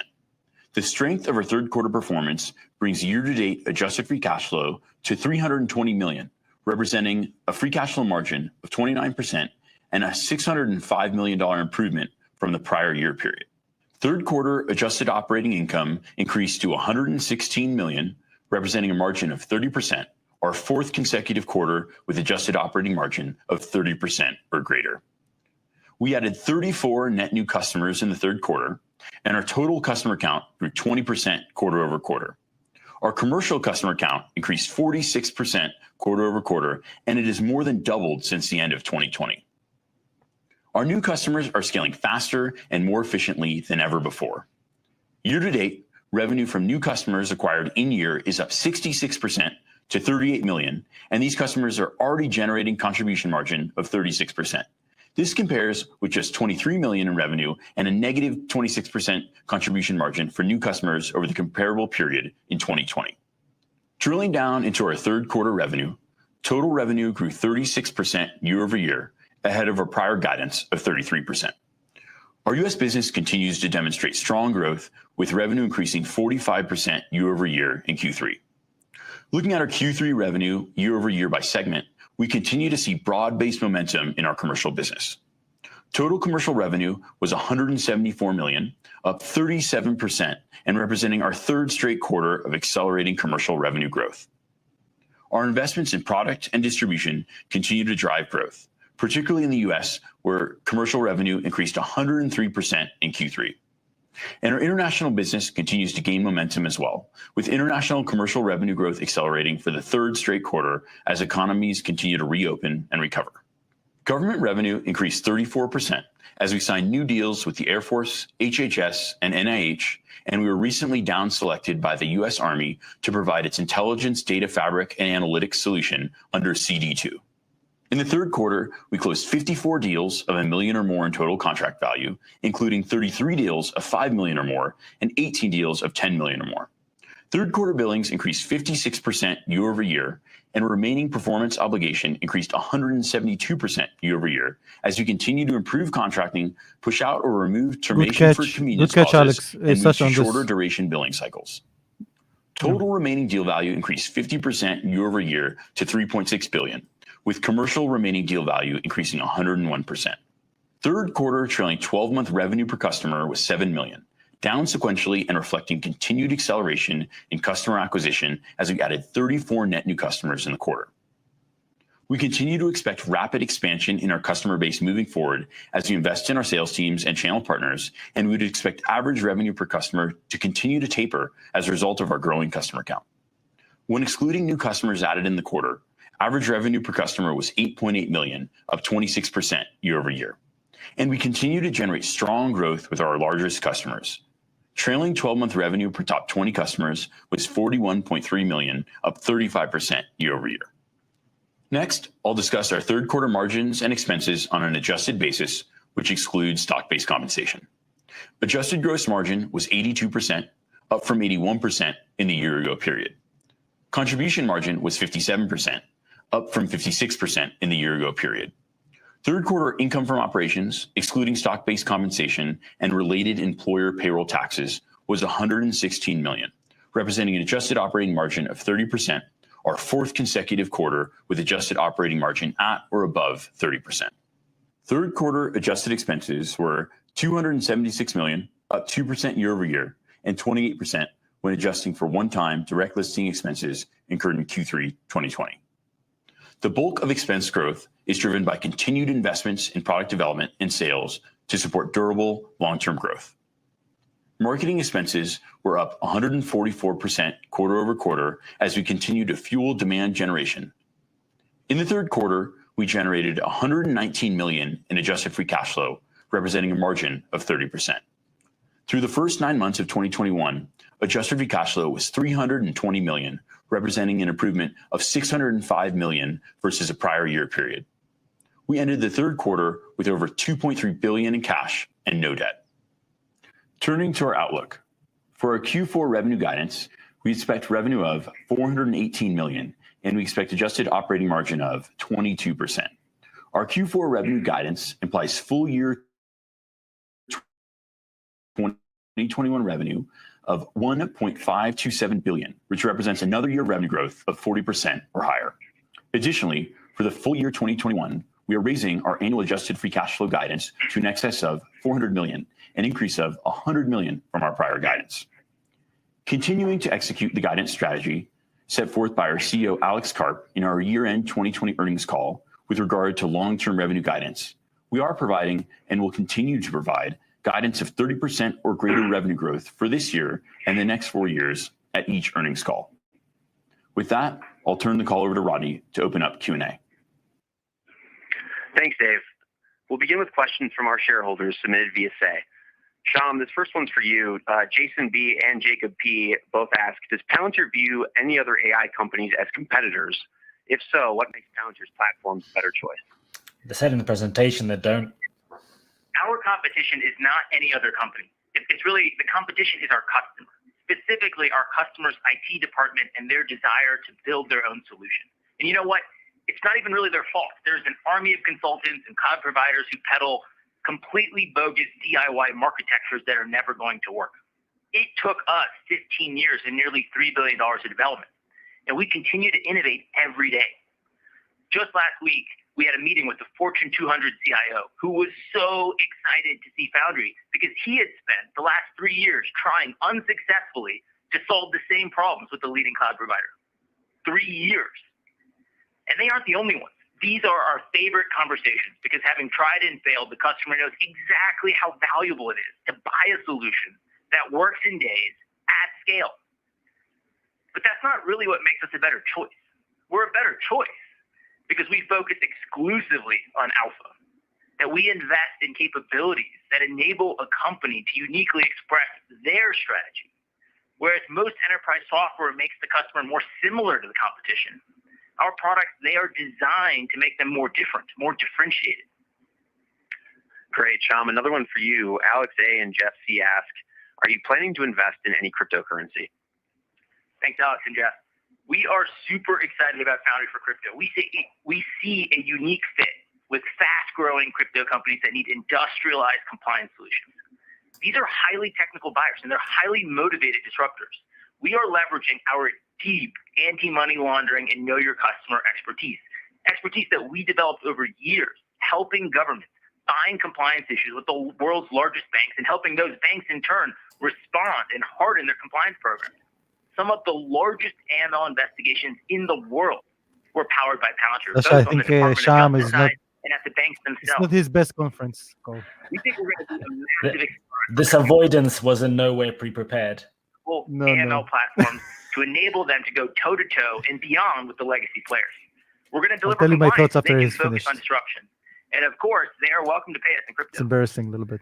Great, thanks, Sham. Dave, one for you. Avi asks, do you intend to focus on profitability in the near term, or are you still focused on expansion? Thanks, Avi. As you see in our results, we're delivering strong growth with strong cash flow. We expect revenue growth of 40% for the full year, expecting our second year in a row of 40% or higher revenue growth. We've raised our adjusted free cash flow guide to an excess of $400 million for the year, the second straight quarter raising our guidance, and it implies an over $670 million year-over-year improvement.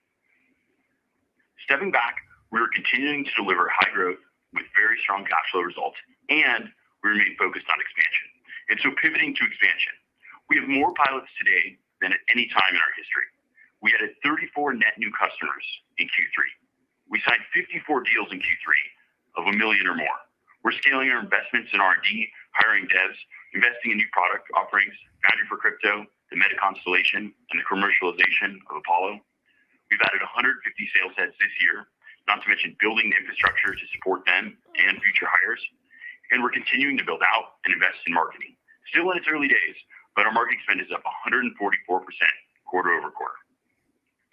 Thanks, Dave. Sham, another one for you. Daniel Q asks, Gotham and Foundry can be used on personal computers, tablets, and smartphones. Can Palantir's platforms be used on augmented reality and virtual reality devices? How impactful will AR, VR, and the metaverse be for Palantir, its clients, and big data analytics? Thanks, Daniel. We have been doing augmented and virtual reality for a long time, more than a decade. We have worked on pushing mission information to smartphones in augmented reality. So you can hold up your phone and view mission plans, routes, HLZs, helicopter landing zones, points of interest, waypoints overlaid while you're on mission. We have worked on augmenting imagery and full motion video with AI detections and mission context real time to drive operational decision making. At a recent military exercise, our Apollo for Edge AI capability was used across air launch effects and unmanned aerial vehicles to send targets to fighter jets. Those targets pop up in the pilot's augmented reality heads-up display. I agree with Phil. We are at the edge. We are integrating with edge devices from night vision goggles to heads-up displays, from augmented reality and cockpits to training simulations. AI enabling the kill chain requires pushing context to the decision-making edge. So we see AR and VR as an integral part of everything that we do. Great, thanks, Sham. Kevin, one for you. Dustin R., Jackson K., and others have asked, can you talk about the opportunity for Palantir in small businesses and consumer use down the line? Thank you, Dustin. Thank you, Jackson. Our SMB offering delivers the full power of Foundry through Apollo and can be adopted in days. And we see this with Foundry for Builders and other day zero companies. Not only are companies using Foundry as their internal infrastructure, they're pioneering the use of Foundry and Apollo as a platform to build SaaS offerings and consumer software products as well.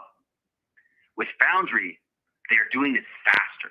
Companies in mobility building entire data ecosystems in Foundry for connected vehicles and autonomous vehicles. A renewable energy company using Foundry not just for advanced physics models, but also using Foundry to create a software offering for their customers. A B2B software company building an ERP for construction. The founder told us that Foundry is making it possible for him to build orders of magnitude bigger and with less effort. And we've had a lot of questions about when Palantir is going to have a consumer product available. Well, something I can say is that day zero companies are building their consumer products on top of Foundry. Take companies like Chapter, whose products help enroll customers in the right Medicare plans. It's backed by Foundry and delivered through Apollo. We expect to see more of this, and it's an exciting part of our journey.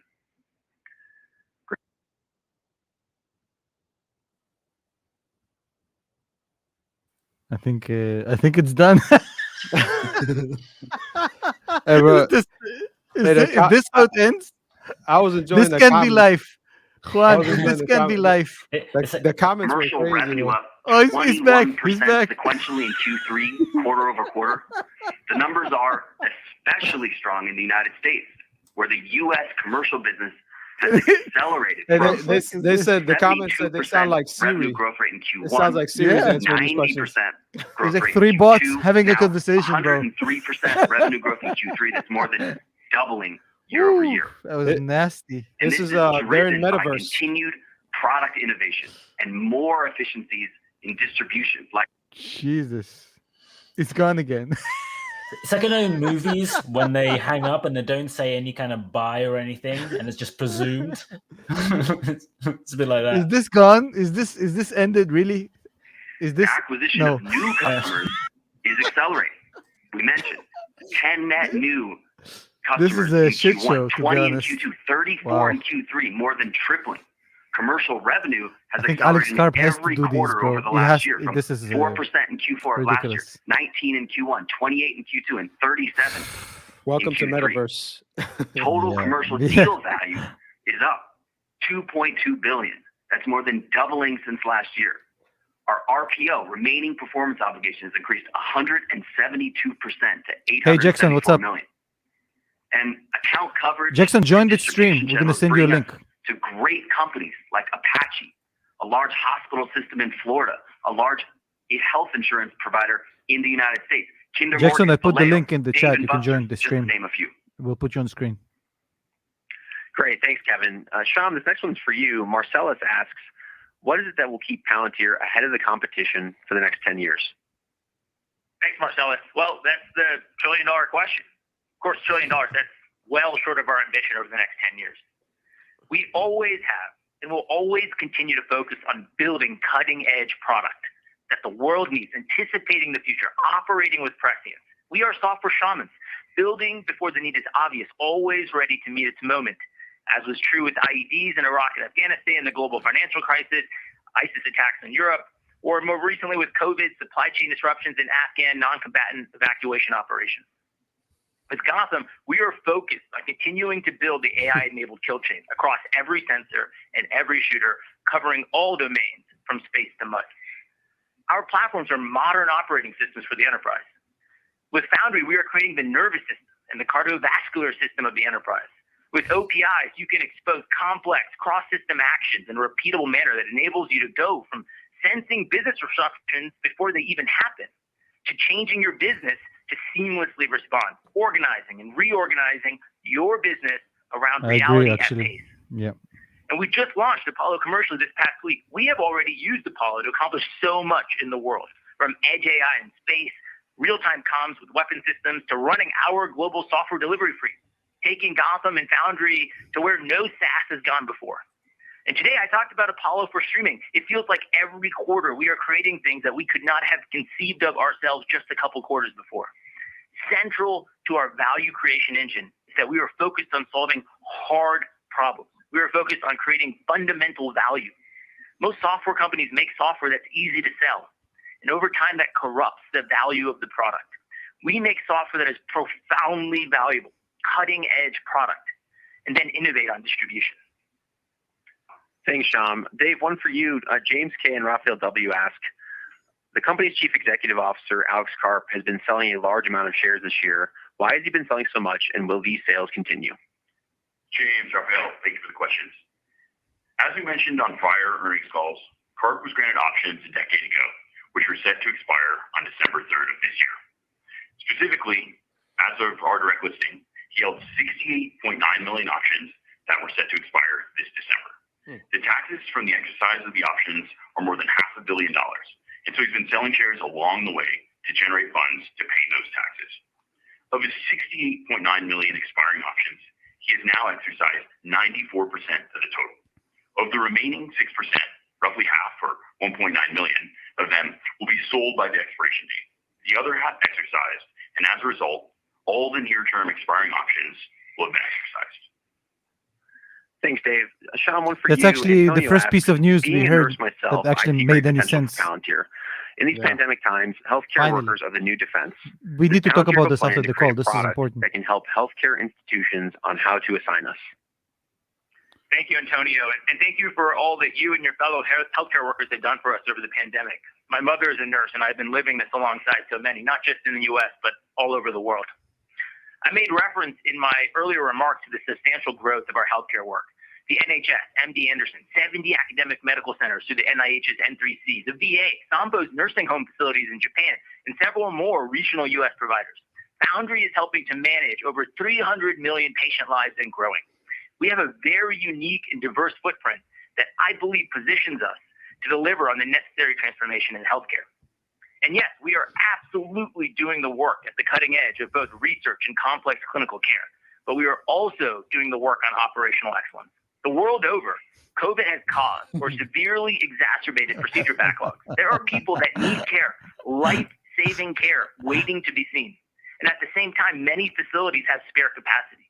There's a complex operational problem in maximizing the utilization of scarce healthcare capacity to save lives. But the challenge is multifaceted: staffing, operating theater management, patient management, demand management, and more.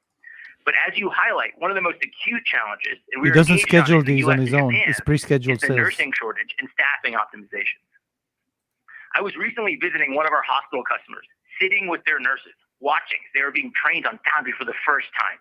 You could feel the excitement. They were buzzing at how they could transform patient scheduling, care delivery, and ultimately how it was going to empower them to do so much more, so much faster. To me, it was like what it felt like when I was watching Marines being trained on Palantir for the first time in Kandahar a decade or more ago. They were so excited, so generative. The Iron Man suit, it fits them like a glove as these modern-day superheroes save our friends and our families. Great, Sham. One more for you before we open up the call. Aaron and Avi ask, what is the future of Palantir's public sector business, including if there are any billion-dollar contracts like the latest U.S. Army wins in the pipeline? Thank you, Aaron and Avi. We are so excited about the government business. It is where our cutting-edge product is meeting its moment. It was an incredibly strong quarter. The wins on CD2, a truly massive program of record at the U.S. Navy, Indo-PACOM, the UK and Australian navies, at the VA with a 4-year, $87 million contract, at the NIH, $60 million 2-year contract, deals at NHS, PEPFAR, FDA, Department of Justice, Department of Energy, the State Department, and more. CD2 is a substantial win. It builds on another program of record that we already won, CD1. It was an enormous amount of work. We're so proud of the outcome, and we believe that CD1 and CD2 together uniquely positions us for future U.S. Army programs of record. But that's just the Army. We have incredible opportunities at Space Force and at the Air Force, places that we are investing a lot. We are building on Project Brown Heron in the Air Force and at Warp Core at the Space Force. Warp Core is the space domain awareness platform, a very unique position. We have many independent opportunities to extend the work that we have done under USDI and NGA into the combatant commands themselves to directly take on near-peer threats and deter the enemy, maintaining dominance. Beyond defense, we see immense opportunities in our pipeline across health, from the NHS and the VA to the NIH and HHS. We see new opportunities within the defense industrial base in its own right as customers to help them with their own manufacturing, but also in being a strategic partner, helping them capture new revenue streams by AI enabling their hardware platforms. This pipeline in aggregate is big and building. And all this is happening despite the macro headwinds that we've all heard about across government services, COVID's impact on delaying the pace of awards. And we aren't just competing for known opportunities. Our capabilities are so unique, we are creating our own opportunities. The macro factors here are big, big tailwinds for us. Clear consensus on the threat from an aggressive CCP, not only in terms of impacts on demand in the US, but also Japan, Korea, Australia, the UK, the West and her allies broadly. The infrastructure bill and our fit on the programs and awards that are being driven there. Carbon emissions management, EV charging infrastructure, building on our incredible commercial momentum in the mobility value chain, the delivery of major projects on time and on budget, and more broadly, the opportunity for SIs and primes on infrastructure projects to partner with Palantir to develop their own high-margin software streams in place of historically low-margin, non-recurring services on our platform. We are just at the beginning of big secular trends here, trends that we anticipated and have invested in for years. We are uniquely positioned, cutting-edge product, ready to meet its moment. Thanks, Sham. Operator, we'll open up the call for Q&A. To ask a question via the phone, you'll need to press star 1 on your telephone. To withdraw your question, press the pound key. Your first question will come from Brent Thill with Jefferies. Please proceed. Good morning. On RPO, you had a really nice improvement in backlog. I'm curious if you could just comment on what's driving that backlog, and maybe as a follow-up for Sham, just as you look at the go-to-market on commercial, can you give us an update on the direct sales build-out and partnership opportunities there? Thanks. Hey, Brent. Thanks for the question. Great Q3. We're having a great year. With our Q4 guide, we're expecting to do 40% revenue growth for the full year. And this is driven by continued product innovation, also more efficiencies in distribution, like account-based sales, distribution channels. And we're very excited about the progress of our account-based sales team. We've hired about 150 people so far this year. A lot of that has been focused in the US market where we first started. And many are just getting started, but you can see some of the activity. We mentioned we've more than doubled our commercial customer count this year, and those numbers are accelerating. Growing our installation base is really great because we expand in places where we are. If you look at our top 20 customers, average over Actually, a good answer. Revenue. That's not scripted. 35% year over it. year. Our average revenue per customer was $8.8 million when excluding new customers. So a lot of room to expand as we expand our customer base. Another big driver, U.S. commercial revenue, where we've seen acceleration. We mentioned up to 103% growth, doubling in Q3. Our forward indicators also really strong. Total deal value up 50% to $3.6 billion. Total deal value in commercial doubled to $2.2 billion. Our third straight quarter of accelerating commercial revenue. And just to wrap up, commercial revenue up 21% sequentially quarter over quarter. Your next question will come from the line of Keith Weiss from Morgan Stanley. Please proceed. Thank you for taking the questions. It's Sanjit Singh with Keith Weiss. There was a really nice performance across commercial, and government was strong as well. And sort of with the new administration sort of taking in place, in terms of the velocity of those deals and getting those deal signs, any change that you've seen thus far in this new administration versus the prior admin? Good question. No meaningful change there. I mean, the government is moving at pace. I think what's really He can't say anything else. Near-peer threat. He has to answer this way. And that's become the real pace setter for not only the They're his U.S. clients. but allied countries as well. And so there's a lot of focus, a lot of speed. We've worked under 4 administrations and have seen consistent continuity across that.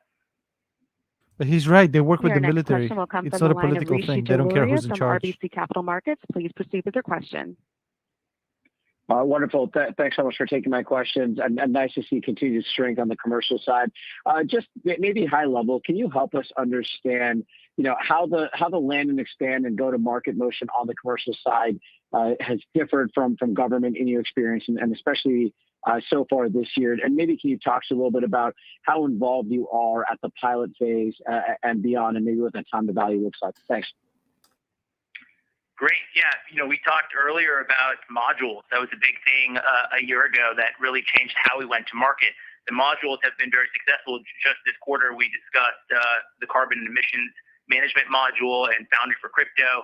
But if we go back a little bit, what we can see is the real success of software-defined data integration, the SCDI and ERP suite modules, where we've been able to really use these modules to meet our customers where they are, predictable price points. It also enables us to really scale channels and enable our partners to help us go to market. So predictable price points, clear problems to go after. And in doing so, we at this point have developed enough success to see that after solving a single problem in an understandable way, it really sets us up to better expand and land the full proposition of Foundry and expand the contract over time there. So we really have a lot of faith in the module strategy, both as a direct sales force augmentation and channel partners in commercial. On the government side, we have seen similar success. We actually won a significant program on a module that is based on readiness. And so we were able to compete for a multi-million-dollar program with less than a day worth of effort. Of course, we love how it transforms the economics of our business, but I think the speed to value for customers is really what sets it apart. Your next question will come from the line of Brad Zelnick from Deutsche Bank. Please proceed.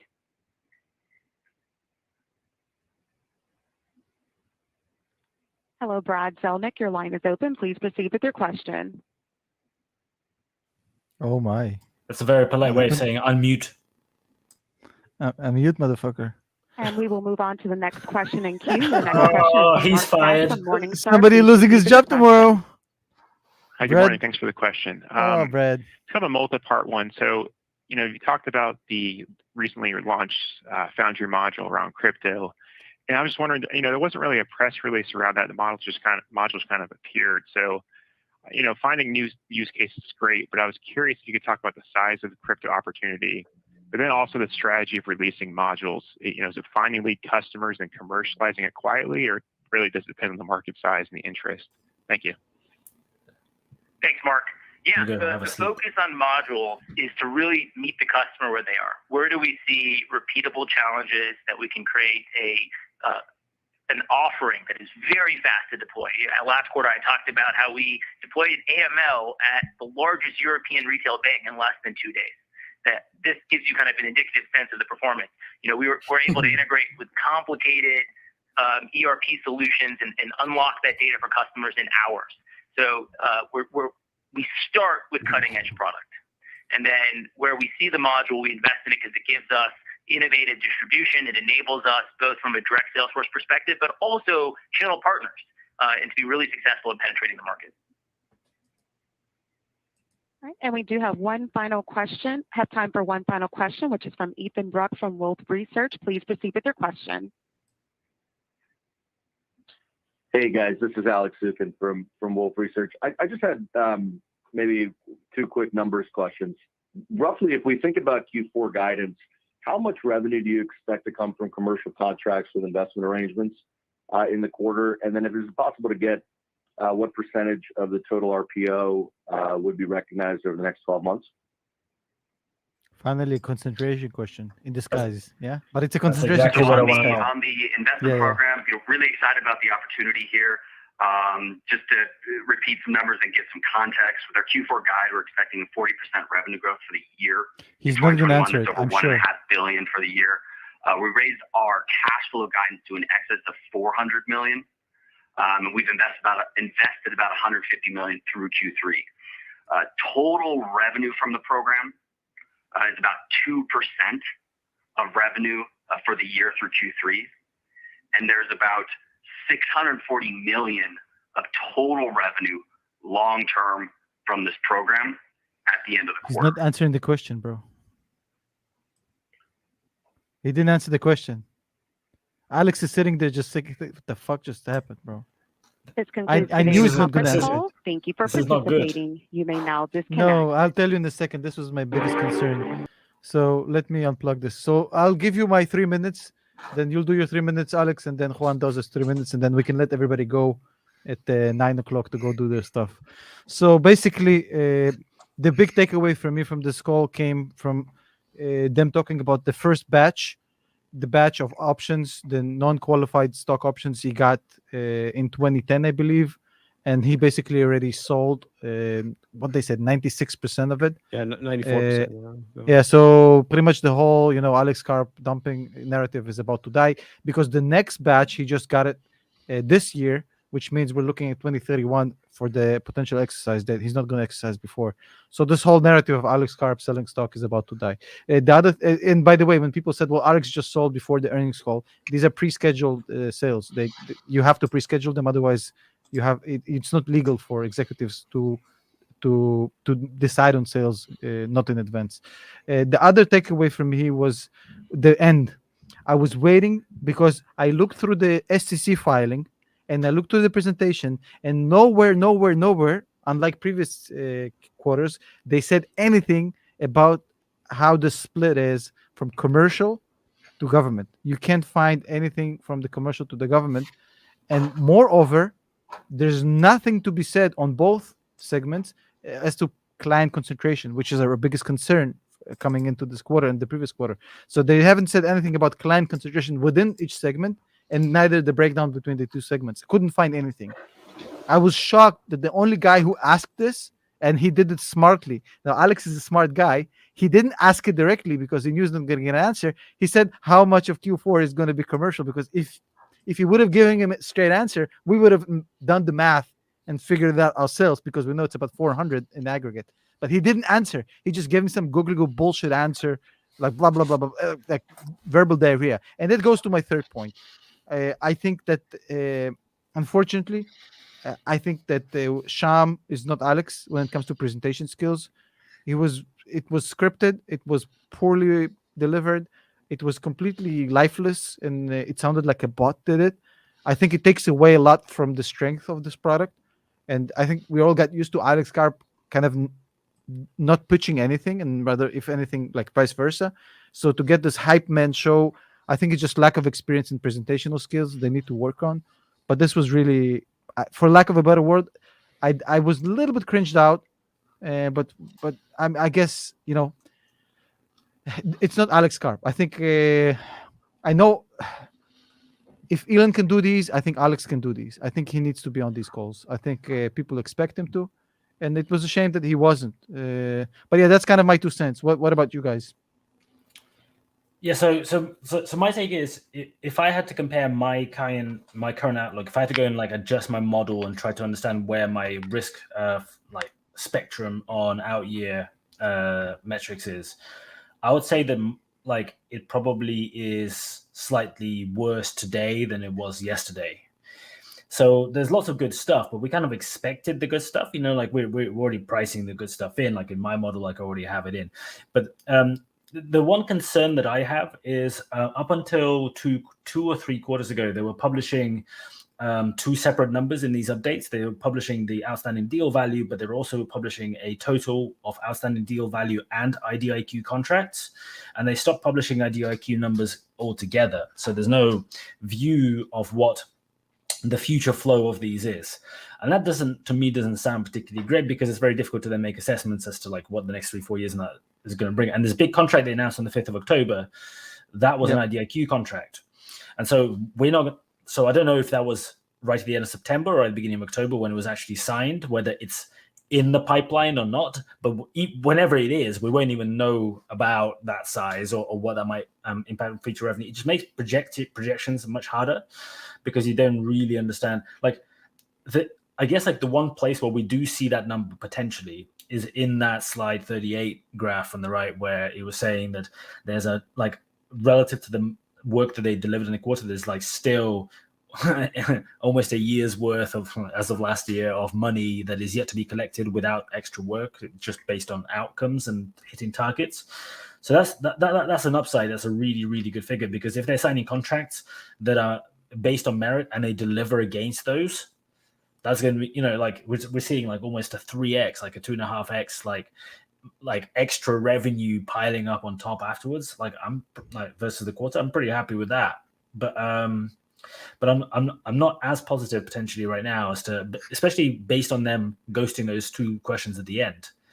Yeah, there's certainly lack of transparency on I'm not so happy concentration. about what the real outlook for say years 3 and 4 is right now.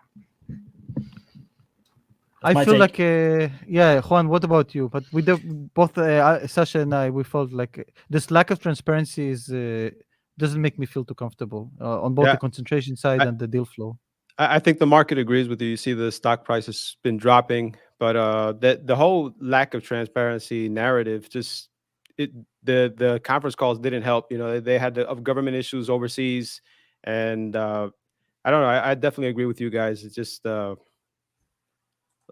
if you look at previous quarters, I think even Q4 2020, we had a breakdown of client concentration in the presentation.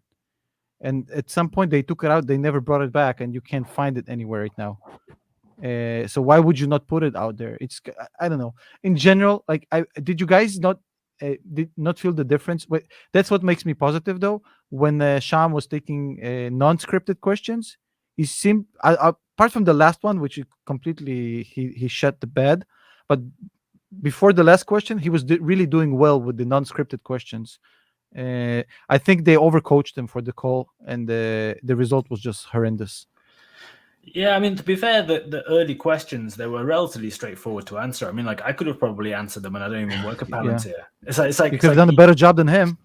It's like, yeah, if it's a relatively straightforward question turns up, go answer it. And when suddenly slightly more challenging ones, which are trying to like squeeze a bit out that isn't in the published data comes, and you just completely skirt the question and answer something else. Yeah, I'm not sure. I don't think that was a particularly good job overall. So all real gimmicky and this shaman stuff and cutting edge. Cutting edge. I do like that they're getting involved in crypto. I mean, any headline that comes out and they're gonna see crypto and Palantir, that's definitely gonna send a spike. I mean, for I bet you, Juan. Traders. I bet you, we see Q4 with Alex Karp. There's no way he's gonna let it happen again. Yeah. I mean, we're not the only ones who's saying it. The entire chat was going crazy, bro. I think especially if that outstanding deal value doesn't have a massive jump. I actually suspect that what they might do, because of that government contract that was right at the beginning of this quarter, I have a funny feeling that they might revert to reporting the total deal value plus IDIQ numbers, because that will suddenly make it look more like a 5-point-something billion rather than a 3-point-something billion. So people might prefer that number. I think that, so here's the problem. High expectations. Obviously, we all had high expectation. They hit the mark for the most part. Nothing disappointing. Everything on par with what we expected. They didn't blow us away with anything spectacular that we went like, oh my God. Maybe apart from the 103% increase in US commercial customers, which is kind of nice to have. But nothing really like really on par.